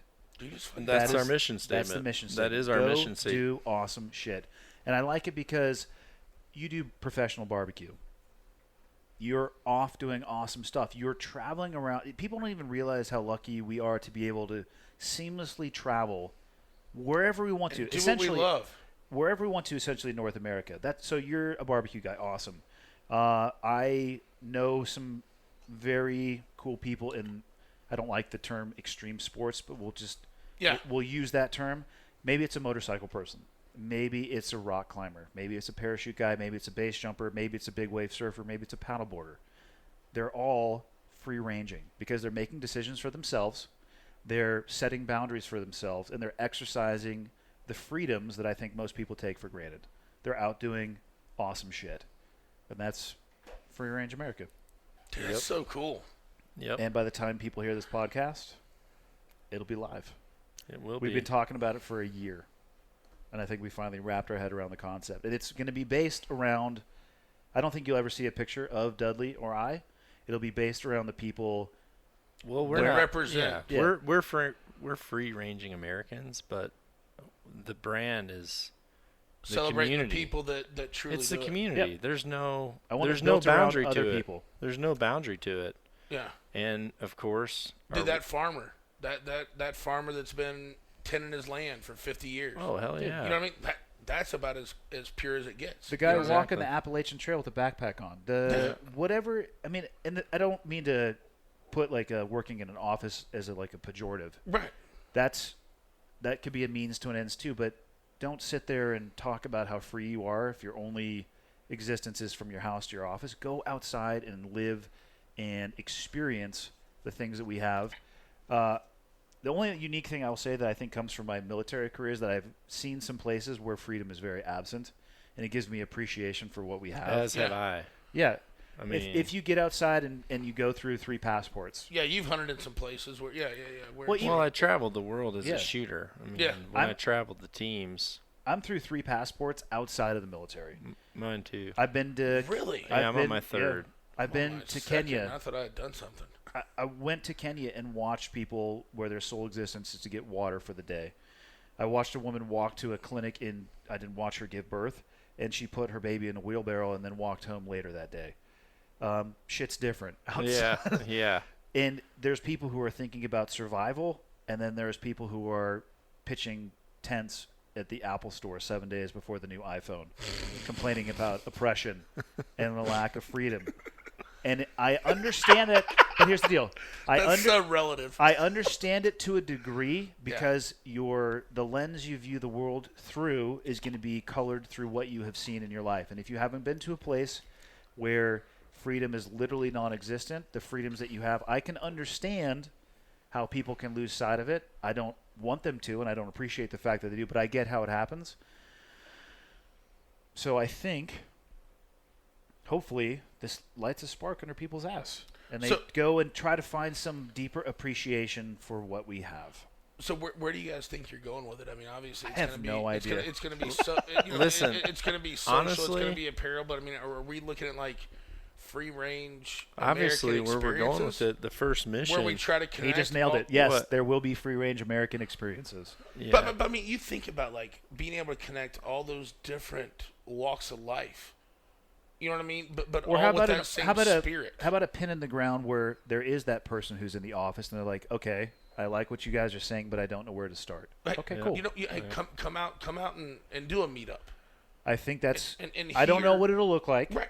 We have, like I said, we've been talking about this for almost a year, and at this point, we have a website, which is freerangeamerican.us. And we have some good friends America. that we're going to have to rely on helping this go. Yeah. Because in the end, you and I are both busy doing what we're doing. Yep. But I want to be part of this because that's what I feel like I am. But I don't want to say it's mine. And I told Andy from the get-go, I said the only way that I would entertain this is if every bit of the creation and origin of this brand is based on what every free-ranging American does to create it. Yep. So our Instagram page is nothing except taken by us. It's going to be UGC. It's Every- going to be user-generated Yeah, content. every single, like our web banners, our galleries, they're all going to be based on people that actually get our first hats and shirts and send us pictures where we're like, holy shit, I didn't even know this existed. Yep. This guy's freaking, rock climbing here. What? It's free ranging. Yeah. There's people I meet every day where I'm like, is that a thing? It's really, And I'm that guy too. Honestly, with archery, with what I've done with archery, I get weird when people say, "What do you do?" Because I'm like, okay, here we go. This guy. I've heard you yeah. call yourself a professional outdoorsman. Well, that was just because I don't like being categorized as just a hunter because I feel like there's way more to that. I agree. I mean, I like hunting. I love hunting, but I love being challenged by the outdoors. That's what I love. Yep. It's not the hunting is an aspect of Let's go my back lifestyle. to what you guys did in France. Yep. While you were hunting, you were truly being outdoorsmen. Yep. Those were not insignificant hikes you guys were making. I mean, some The of us more than stalks, others. Hunters was not an outdoorsman. He was outdoors. But I mean, I totally get where you're coming from. But so, to answer the question about experiences, all I can say is at a very broad level, yes. I don't think we fleshed that out at all. Mm-hmm. But I would like nothing more than to have a gathering of people with like-minded beliefs and pursuits And interests. and want to learn. And the question I get the most often is, where do I start? And it's generally around archery. And I'm like, hey, I'm not the right person to ask. Go this direction. Well, what if that person was there and we bring in specialists from all these different areas with knowledge and experience outdoors, and we can have people come and learn, and then we go do awesome shit outdoors, and we send them back out into the wild. Well, and the other part I think is the different types of being free range. That's Like, my favorite shirt right there, isn't it? As a red one? guy Oh, that damn, it is. I love this one. as a guy It's my that favorite. I shot the course in that today. Did you really? what is it? Let me see. This is my favorite one. Dude, It just that's says "Do badass. awesome shit" under the eagle, baby. Can we get that in a 4XL when you guys do? Yes. No, Yes. you can work your way into a 3XL, Hey, and you can have one. Hey, no. Hey, I'll tell you what. I will. That's my favorite one, the blue one. No, that red one. No. The blue one you wore in the new Killcliff commercial. That's a good one. Blue one's solid. Yep. That is solid. Freedom. But I don't know, Barklow's. I'm actually wearing that the day we shoot. Which one? Do awesome shit. No, the flag one. I'm gonna wear I was gonna do that too. The Land of the Free. Should we go double Team door? Twinsies. Twinsies. Yes. But I also think when you talk about that, and you talk about these experiences, like, so I grew up in Florida, so free range to us was saltwater flats fishing, deep sea fishing. Dude, there's no boundaries. But Yeah.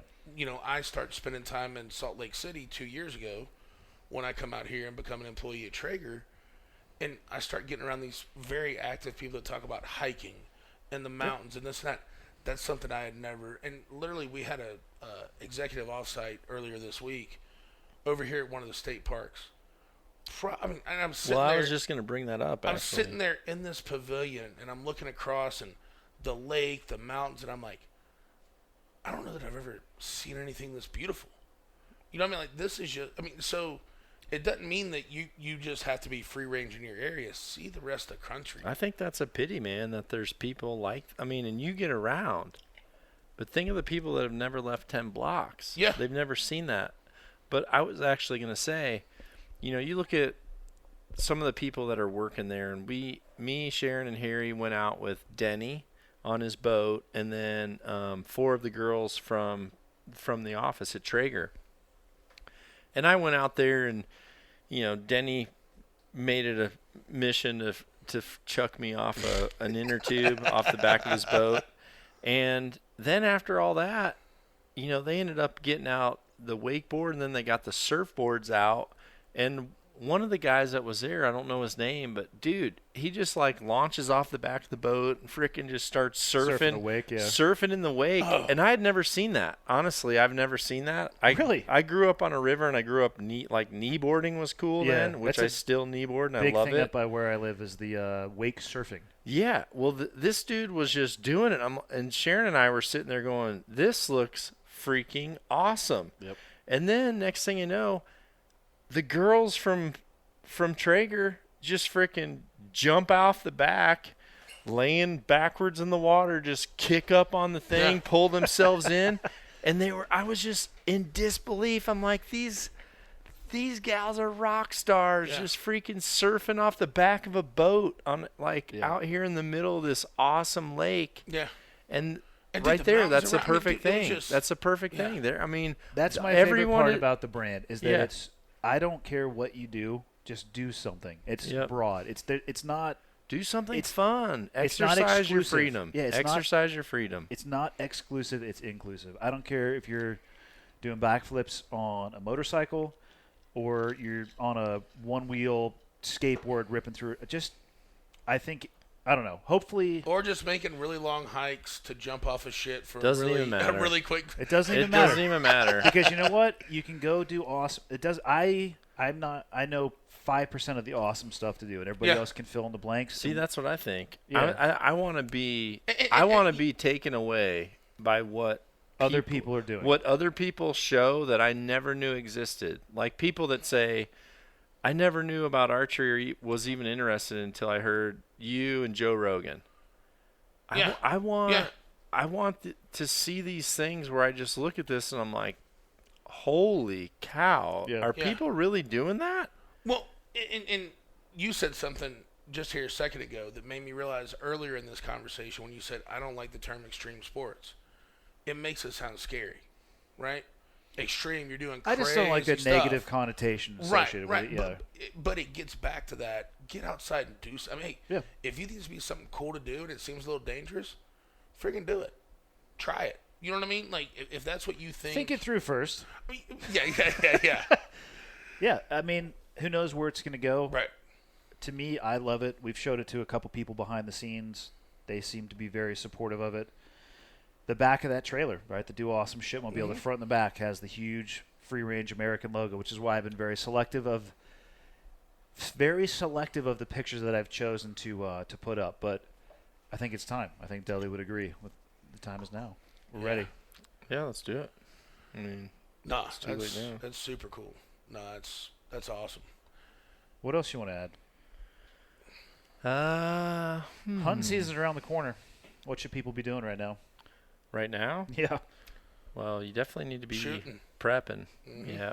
I mean, it's always nice when you're ready when the time comes. Anytime you procrastinate, negative things are going to happen. So I would definitely say get out there and start shooting. I mean, we are right now. We're out here at the Total Archery Challenge, just challenging ourselves, pushing the envelope a little bit, learning a few things. I took shots today I've never taken ever, angles I've never seen. Yep. It was quite interesting. I saw a variety of archery techniques. Some of them you might have had critiques for, some of them you may not. Yeah, so what you're saying, Andy, is you enjoy getting to shoot it without John over your shoulder. I would shoot the same if he was there. Yeah. I mean, I think I set realistic expectations for myself as to where I'm at. Mm-hmm. I mean, I'm a year into this, Yeah. and I take it as I'm a year into it. So I'm like, I'll listen to whoever, bounce it off a good sounding board, and yeah, just do me. Well, I'm going to tell you what, and I told John this the other day. I said I think 2019 is the year that I want to take up archery. You already Because- shot a pig. With a crossbow. shot a crossbow. With a crossbow. That's archery, But, right? Yeah, Well, but Does it not count as archery? to me, Sore subject, I can No. tell. and kind of the way John and I talked about it was like barbecue used to be my hobby. It's not anymore. That's my. Now it's his I job. still love it, but it's also my job on a couple different levels. So when you say take up archery, are you talking just shooting, or you want to hunt? I mean, dude, hanging out with He's you guys already and- got the addict because he. So what do you want to He's- hunt? I would Obviously like to kind of pigs. start. I would really like to start being able. I would start more with like the hogs and those type of things, and kind of work. But I mean, goals. Obviously, an elk. I mean, that's the. Yeah. To me, that would be the creme de la creme. But You're gonna have to work for that, my man. I know, and I'm willing to. But that you know could what be I mean? good. But, Yeah, that's what I'm saying. That's a good goal.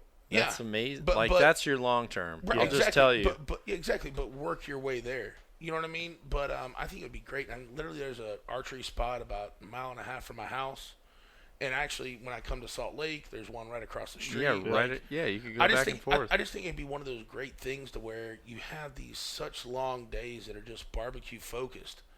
Even if during lunch, like Yalmar does, like Tyler does sometimes, just break out during lunch, take your bow down, and to be able to have someone like John that says, dude, if you decide to do that, like, I'll help you out however I can. Like It's called cheating. No, That's what people accuse me of, cheating. And I say, yeah, you're right. but Yes, I mean, you're correct. And I kind of look back and go, all right, John, I haven't counted the amount of text messages that I've gave you cooking advice, but if you'll do the same for me in archery, like why I for wouldn't sure I? would. Why wouldn't I do that? You know what I mean? yeah. I'm in the hole on that one too. I eat quite a bit on the cooking side.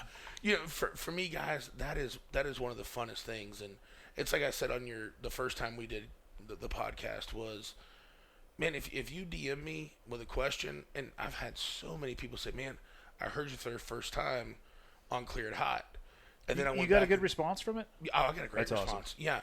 And, hey, I don't have a Traeger, but I'd love for you to answer this question. It's like, yeah, I work for Traeger. I love cooking on Traeger, but I'm a barbecue guy. And here's what we're going to do. We're going to support you. We're going to take care of you. And when you get to the point that you're ready for a Traeger, that's what you're going to buy. You know what I mean? And you're going to enjoy cooking on it. But it's been really cool. And I love being able to be part of these podcasts that cross industries, right? It's one thing to go on a barbecue podcast and talk barbecue, or like I have my own, but it's really fun to see how energetic outdoors people, military folks are just about cooking really good barbecue. Well, let me help you on the fitness side. I know Dudley is the one-stop shop for archery, but I was pretty deep in the fitness world for a long time. I think I probably retained 15% of the knowledge that I had, but the people that I was around, like next week, I'm going to go talk with a guy. I don't even know. He's not a nutritionist. He's the Yoda of knowledge when it comes to nutrition. So I have access to those people and an understanding of the methodology behind it. I think he'd be good. Yeah. Yeah, no, I love it. I've really tried hard here the last 18 months. Like beginning of last year, me and Dudley talked, and I've dropped 92 pounds in 18 months. And I wanted to do it in a very kind of just Well, you should. done fad diets before where you drop a ton of weight and then you gain that back plus 10 pounds. You know change what I a mean? lifestyle. You don't change. And it's yeah. Exactly. And so that's been good. But now I kind of want to, this next 12 months, I really want to ratchet it up and try to get down that other 100, 120 that I want to. And That's a lot in 12 months. I'll say that out the gate. That's fine, though. 18 months, 24 months. Put a plan together to do it. But once again, I want to do it in a sustainable fashion. You need momentum and then sustainability. Agreed. That's Completely agreed. I always say momentum gets you going. Yeah. You know, commitment keeps you going. Completely. But if you, I mean, like I said, I'm in the hole. I'm in the OU column for when it comes to cooking advice. So, when it comes to fitness advice, at least I can, if I don't have the answer, I can point you in the right direction. Right. He picked a cool, he picked a very cool R&R. You know, years ago, I was so burned out with shooting on all the tours. It was just the same towns, the same flights, the same people, the same courses. And I like the people, so I don't want to be inconsiderate. It was the repetitive nature. But it was just repetitive. And I'm like, man, I got to do, I love this, but I just need a different version of this. But I ended up shooting the Arnold Classic. I've been there. On the fitness side. I was there running the CrossFit. It wasn't a CrossFit experience. It was I don't know what to call it, but we had a massive wing. Arnold came over, shook his hand. When was it? These women are very strong. I was like, okay. First off, all I know you as is the Terminator or the dude from Predator. So pretty awesome to meet you. Yeah. You're a big deal. I'm going to keep my shit together real fast. I was there. God, what year was that? 2012, maybe? Oh, 2013. You were late to the ball game. With just about everything in my life, yes. I didn't listen to a podcast until after I had been on Joe's. That was a mistake. I would have changed some answers. Yeah. Or maybe the verbiage. The answer would have been the same. I maybe would have rounded some of the corners. Well, so in 2005, Arnold decided to bring archery into the Arnold Classic. Yeah. I definitely was not there then. Yeah, mainly, but I know you weren't. You were doing cooler things. Other things. Not really. I was just doing other things, yeah. Yeah, well, so they invited a limited number of, top pros and top men pros and top women pros to shoot this archery event. And Arnold really liked it because Arnold shot archery in the 70s as his R&R. So that was his break from bodybuilding. Him and Frank Zane both shot together. Really? So Frank actually reached out to me and asked if he could get some lessons before this thing, because Frank and Arnold were supposed to have like this reunion of a head-to-head during our intermission. What type of archery were they doing? Like recurve? Oh, yeah. Okay. Yep. And so I worked with Frank, and I said, well, I'll work with you, but I said I would really like to get some fitness, direction too. So we ended up trading fitness instruction for archery instruction, which is when I would be in San Diego. It would be because I'd go out to Frank's house. Okay. And well, Frank beat Arnold. I won the Arnold 2 years in a row. And Arnold ended up saying, what do we need to do to make this bigger? And I told him, I said, if you want to make it bigger, don't mess with the pros, because there's only so many pros. I said, what you need to do is you need to look beyond that. So I ended up talking them into making the National Archery in the School program the state championship, the Ohio State Championship at the Arnold Classic. Because I said, then you get kids, then you get parents. The numbers are going to be tenfold what it is if you bring in 50 of the best archers. Like, don't bring in 50 of the world's... Nobody's going to travel with them. Yeah, no one's coming with them. Such a cool venue to do it too. Yeah, so they ended up making the Ohio State high school, the NASP program. They ended up making the championship at the Arnold Classic there, which was really cool. So they only had 2 years where pros actually shot, and those were the 2 years that I shot it. And ended up becoming really good friends with them, and it was amazing after working with Frank and some people have told me the same about when I work with him as a coach too. But when I worked with Frank for 2 days, I told him, I said, I feel like I've wasted 15 years of fitness in my life. Yeah. Because he's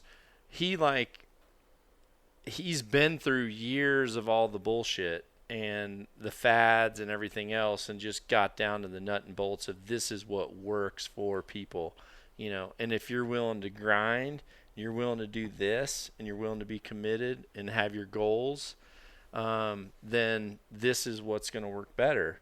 And I always felt, because archery became a job, fitness for me was my break. Your release. That was my release. Yep. And honestly, because I had 6 years of where my hunting was on television, my hunting became a job, which was unfortunate. And it's a big reason why I don't do it anymore. I still film all my hunts, but I'm not filming them for the purpose of TV. What do you do with all of them? I have them all. Yeah. Yeah, I have them all. I mean, It's always good to have at some those point archives. I'll put them out there, but I'll put them out there when I want to. Yeah. And that's the difference. But my fitness is that is my R&R. There's times where, I have my best ideas, I feel like, when I'm outside of my job. My job's archery. Yeah. But when I'm outside of that and I'm grinding, sometimes I'll be in the middle of a workout and I'll shoot you a text and say, I'll just spit something out there because I don't want to lose the idea. Yep. But I normally get, my mind is clear when I'm doing something that's not related to my work. Yeah, My work is archery. Yeah, and I'll tell you something too. I know this is old school now that we got smartphones, but I always carry around. I left it in my room downstairs, just because you guys said come on up. But I always carry a small notebook around with me. Yeah. That's smart. And literally when I go to bed, I put it next to me on the nightstand, because there may be something where you're not falling asleep and something hits you and you just want to scribe it down, and you might not do a damn thing with it for 2-3 months. Mm-hmm. But you go back and I make sure every Monday I read through everything that's in that small notebook. So that's good. I kept notes the whole time I was in the military. Yeah. And it wasn't until after I was out of the military that people started hitting me up for public speaking. I spend probably a third of my year doing that, and everything that I talk about are things that I just took notes about. Hey, saw this today in somebody else, ... don't ever be that guy. Yeah, that's good. Saw this today, always try to be that guy. Great example of leadership. This guy is a douchebag. Name is underneath that. Yep, we won't use it. There's a couple of those in there. Well, you learn by example. Sometimes this guy is a douchebag had my name under it, right? Because I've made more mistakes than any human being on the face of the goddamn planet. Some of mine were more catastrophic than most. That's okay, though. It's neither here nor there. But I do the same thing. I have a stack of 5 notebooks from my military career of just stuff that when companies hit me up and say, hey, can you talk to us about leadership? Yes, I can. And it all comes from the examples, both good and bad, that I took the time to write down, because in that moment... Which is why that's the perfect motto for you, too. Yeah. Yeah. The be the example literally has been the pinnacle of who you are. Yeah, on both sides, right? And what I like about that is, everybody wants to sit there and talk about their successes. And I don't. I don't either, mostly because I don't have many. I'm so weirded out by that. That's what people want to hear. But I love being able to sit when I'm teaching people barbecue and say, the only reason I can teach you this is because let me tell you about the 3 times I screwed it up so bad. Exactly. That it made me change the way I do it. That's why you should be teaching it. And those are the things you learn from. Right. Yep. I found in taking those notes, it was really hard for me to write down examples of phenomenal leadership, because I couldn't put a finger. I'm like, God damn it, how did that guy do that?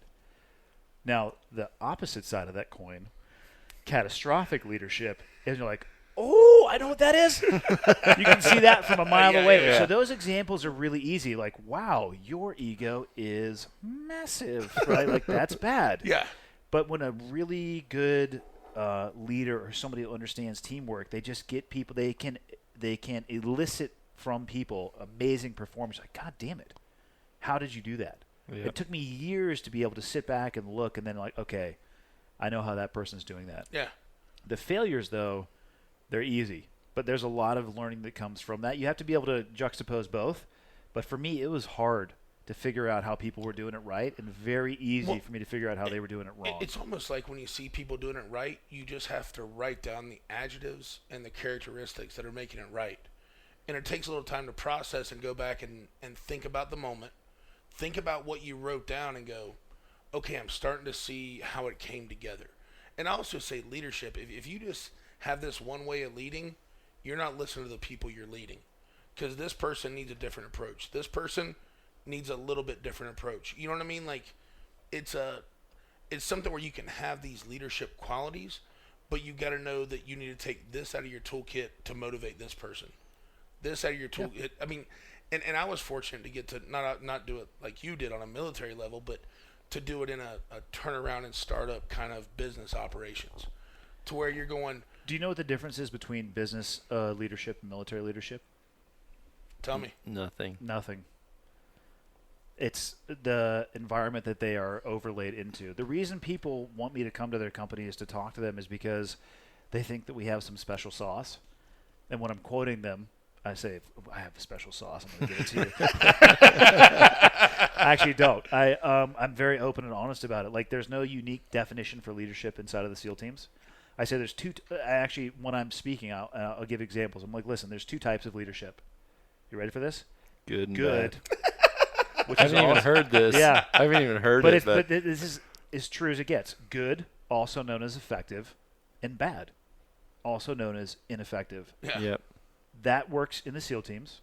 That works in barbecue. That works in tech. People will hit me up all the time from companies. Do you think you could come to our organization and talk about used car sales leadership? Okay. Yes, I can. Yeah. And I'm a big fan of the Ford Tempo. Yeah, we can sell it. But here's the deal, though. And then I get up there and I say there's two types of leadership. Good, effective, bad, ineffective. And any other qualifying factor on top of that is known as an excuse. Yep. Yeah. That's it. Like, there's nothing unique. To be a leader, you have to be a follower. You have to listen to your people. You have to get out of the way of your ego. You can't be egoless. I haven't met that person yet. There's a lot of people who say that they aren't. They're called liars. But it's managing your ego. You have to establish a relationship with your people, and depending on the environment and you are in, it can be close, it can be far, but that it's not unique. Yeah. People think the SEAL teams have a unique definition of teamwork. We don't. It's a group of people working together towards the common goal. That's it. We have a different way that we teach it and a different way that we train it, and I'll talk about that, but everybody knows the same stuff. I just have it from a different lens and a different perspective. Well, I think the other thing people don't think about when it comes to leadership is morale.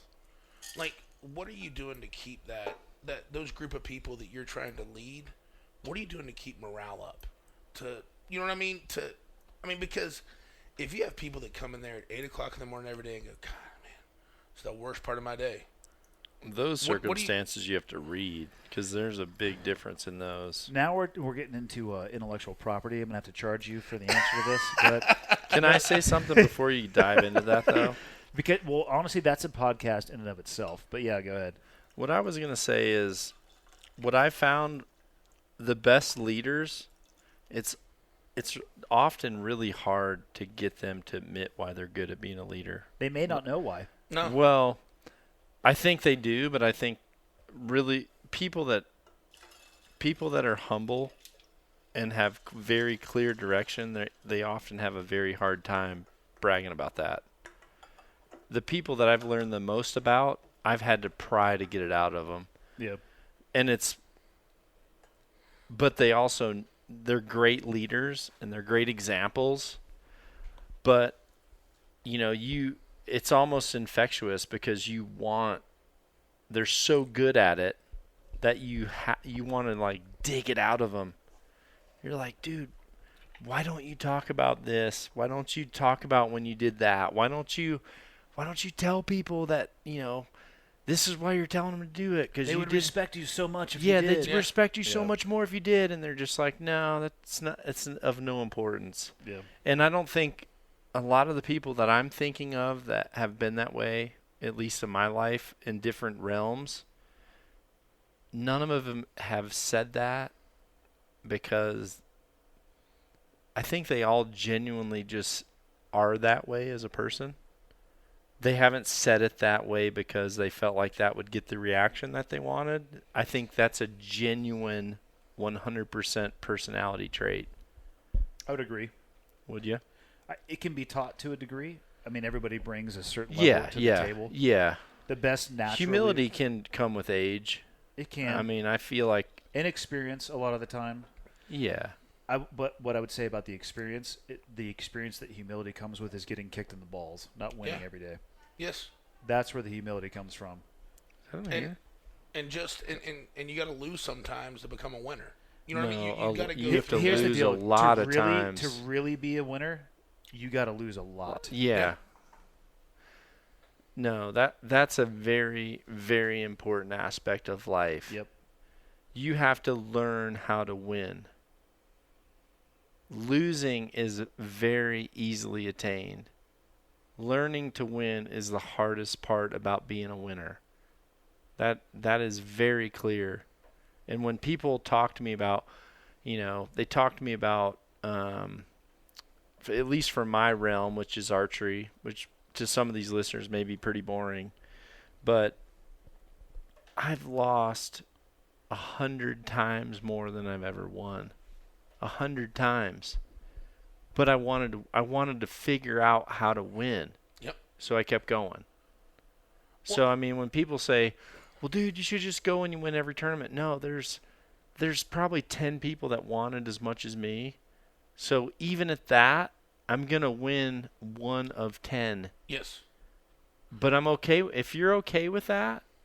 For most people, if your personality is being able to accept that, A 100 batting average. then you're gonna grind. I mean, if you're willing to grind at that and just say, I'm gonna go out there and judge myself based on my task. At least for me, I've always been task driven, not ego driven.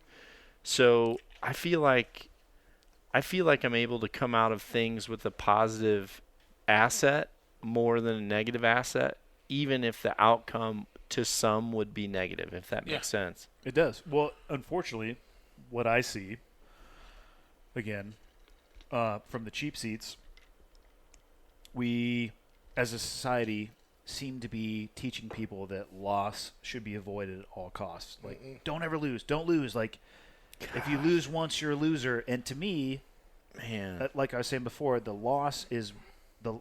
understanding loss is a critical component to tap onto what Dudley's saying, to understanding victory. Yeah. And it's okay. Like the most motivating things in my life are the ones where I fall short of what I know that I can do, because that fire is so hot in me not to repeat that. And if I was taught from an early age, well, no, it's okay. That feeling's okay. Just accept it. Yeah. I wouldn't be the person that I am today. No. you would not. I would not be the where person I am no way. today. You would have rang a bell, Yeah. right? Yeah. I mean, honestly, Yeah. when people ask, and that should be important, because when people ask you, which I know I've seen people that have just came up to you and asked you, what do I need to do to be prepared for buds? Well, if you've got I have a a variety of participation, colorful if you have a participation award, yeah, You're not. Yeah. you're out. ding, So I've got to tell a quick story about that. you should wipe your butt with that thing. So Meanwhile, I got to take a whiz. So I'll be back. Three years ago, my niece is in a kids queue competition, and That's short for barbecue, right? well, it's for kids. It's like All right. she's 7. I'm just making sure kids queue is Yeah. short for barbecue. Yeah, it is. All right. So 7, 8-year-olds, whatever. Well, it's chicken and steak, and she doesn't finish in the top 10 Hold on. There's seriously a barbecue for kids. for kids. Okay. Yeah. All right. And so she comes back to the trailer, and I said, well, where'd you finish? I said, you walked it. Because they do the awards for Kids Queue like in the middle of our turn-ins. Yep. So I didn't get to go up there and watch it. And she comes back with this little shitty trophy. And I said, there's no place on this. What happened? She goes, well, they just gave it to me for, and I said, Addison, you're going to take that trophy, and you're going to walk it right back over there. And her eyes kind of welled up, and I went, we don't just pay entry fees and get trophies. Yeah. We earn them. Well, guess what she's done the last 2 years? Grand champion, reserve grand champion. 1 and 2. It's a It's tough lesson to learn. I'm not smart enough to say what is good for the future and what is bad, or the right or the wrong way. But like, participation trophies are bad. I feel that they are inside. I'm not going to make a blanket statement that they are. I think that I do agree with you, but it sets a bad precedent for the rest of your life. Yeah. Because I can't think of any environment outside of a controlled and contained. Like, business is not controlled and contained. There's variables. Yes. And there's not outside of our control. And there's no participation trophy there, especially if your business involves something outside of the borders of the U.S. If you go into a competition with a business outside of the borders of the U.S. and your philosophy is built on participation trophies, that's prison rules, the dude. only advice, No offense. Step 1, brace for impact. Yep. Step 2, cover your nuts. take a reverse grip on your ankles. But I don't believe it's right. I don't think it's good. God, here's a good story from my own life. My sons, I told them that if they achieved a certain grade level in their school year this last year, that we were going to buy them a desktop computer because they wanted to play games. Wait a minute. You've already bought one a Bo. I haven't yet. I'm going to, because that's what he wants for his birthday. I'm so proud. No, you said because his grades were so good. That my middle son, his grades are phenomenal. Okay. But for both of my oldest son specifically, he wanted to get a desktop computer to play video games on it, and he fell short by not a large margin. And inside of me, as a human being, as a dad, all I wanted to do was to go to the store and buy him the computer. Yeah. And I would literally lay it in bed at night, because what I didn't want to do is go back on what I had told him. I had said, here's the deal that I'll make with you. If you meet this deal, you will get fill in the blank. And he fell short. But I just wanted to bridge that gap and be the dad. I'm like, hey, I'm so super proud of you. I'm going to buy this for you. And in the end, we didn't. And it hurt. And it sucked. Yep. And he learned from it. Yes. And I think he'll be better because of the fact that he didn't get it. And No, he won't. But what value would Like it? 20 years ago, you never bought me that computer. But you know what though? Hey, What 300 value would it 300 have? hours of therapy later. Yeah. What value would it have if I said you need to get, to use an arbitrary number, you have to get a 5 to get this, but you came in at a 4, so I bought it anyway. That to me moves the needle backwards. Yeah, then then the he next time knows he only needs a 4. But then he's so like- next time you say 3, he needs a 2. The next time he's like, but Dad, I got a 3.5. And then I already have the habitual pattern of, I'll give it to you. You're right. So it sucks and it hurts, and I wanted to buy it for him, and he was crushed. And but I held that because You did the right thing. fuck participation trophies. But Yeah. even You going know? that further in I business. want, that should be a shirt. Yeah. I agree. The next shirt after that is, Here's your second place participation trophy. First It's an fucking eagle. loser. It's an eagle. Yeah. Yeah. But to take that kind of concept even further is Freaking. when I always said in business, look, if We did not have those as a kid. I still don't even get them. I No, do you not shouldn't. get it. but If Don't you show get up, you it. get one. That's it. just like you talked about with your boys, you were going to set precedent. And once you set that precedent and you say, oh, you kind of just under-delivered, or you kind of colored outside and in the all lines. honesty, I almost did it because he was tearing up. I'm like, God. And I'm not an autonomous robot. I think I do a good job of keeping my shit together, but I'm not. And there's a lot of things that can pull on my heartstrings. Most of the time I don't. I tell myself that I do. Just let me lie to myself. I'm breaking you down, bitch. But I almost did it. But what let me roll over and go to sleep was, if I do that, Yeah. what impact will that have on the rest of his Yeah. life? Yeah. And I will not do that look to at- him. you It's, look you at either it the meet right it, way. you either meet it or you don't. And I'll teach you that lesson right now, so you don't learn it when you're 40 wearing salmon skinny jeans. Poor Preston. Oh, Oh, did you just say poor? Oh, man. Preston made those salmon-colored skinny jeans look good. Perry They're topsiders. skinny shorts, actually. It's unacceptable. Dude, I we're just gonna came keep- up. levels. I actually All we just- got to do is notch it up I to came Chicago. up with a new motto because this is true. I was thinking. Preston. I was actually thinking when I played sports, did I get a participation trophy? No. No. Listen, They gave out MVP. No, let me tell you. League champs. When I was 10, this is hilarious. When I was 10, I was overweight. I was too fat. And when you got put on football teams, it was according to weight. So you were the left guard. So when I was 10, I had to play center on the 13-year-old team because I was 30 pounds overweight. So, and I can tell you that those years of playing football overweight, my participation trophy, like what they gave me for being part of that team, was athlete's foot. yeah, Strong. yeah.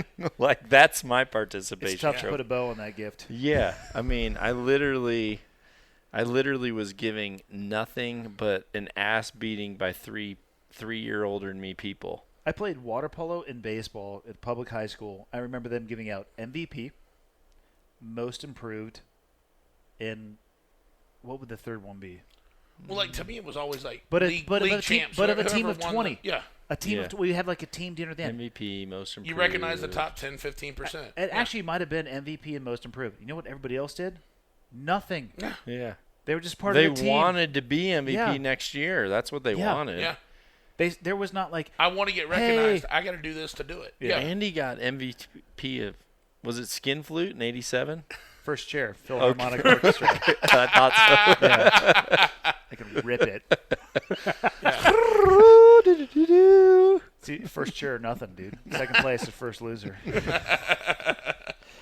Well, and it's kind of to wrap that up. Like, I get so upset on like, and I don't compete nearly as much now because in barbecue because of just all the other obligations. Well, you have a job now. But when I see people on Saturday afternoon or Sunday morning on social media post, well, we didn't do so well, but we had a great time, and I'm like, if you want to have a great time, spend a third of the money, throw a kegger in your backyard, cook some barbecue For everyone on your block. It's gonna be a pretty damn good time.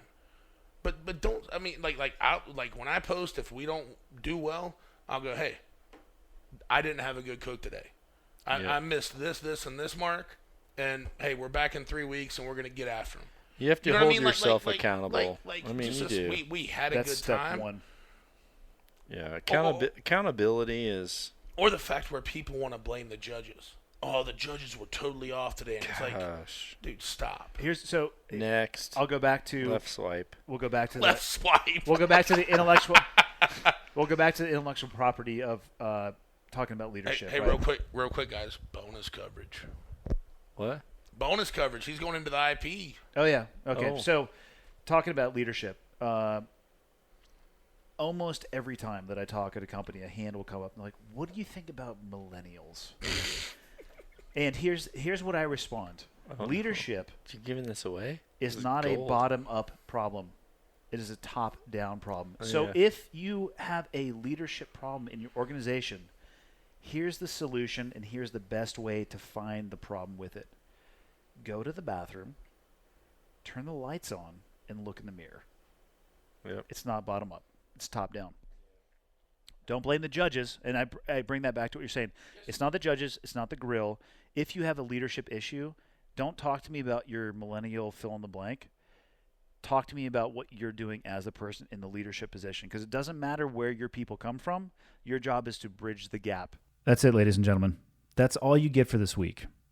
But what I'll say is that conversation went on for probably another hour, and the wheels came off 20 or so minutes after I trimmed that off. So in the interest of not driving anybody crazy, I trimmed the back end of the podcast.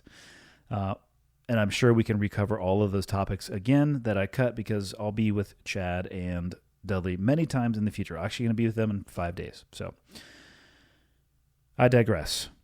Free range American. I love the idea. I love the concept. I love what it stands for. I love what it means.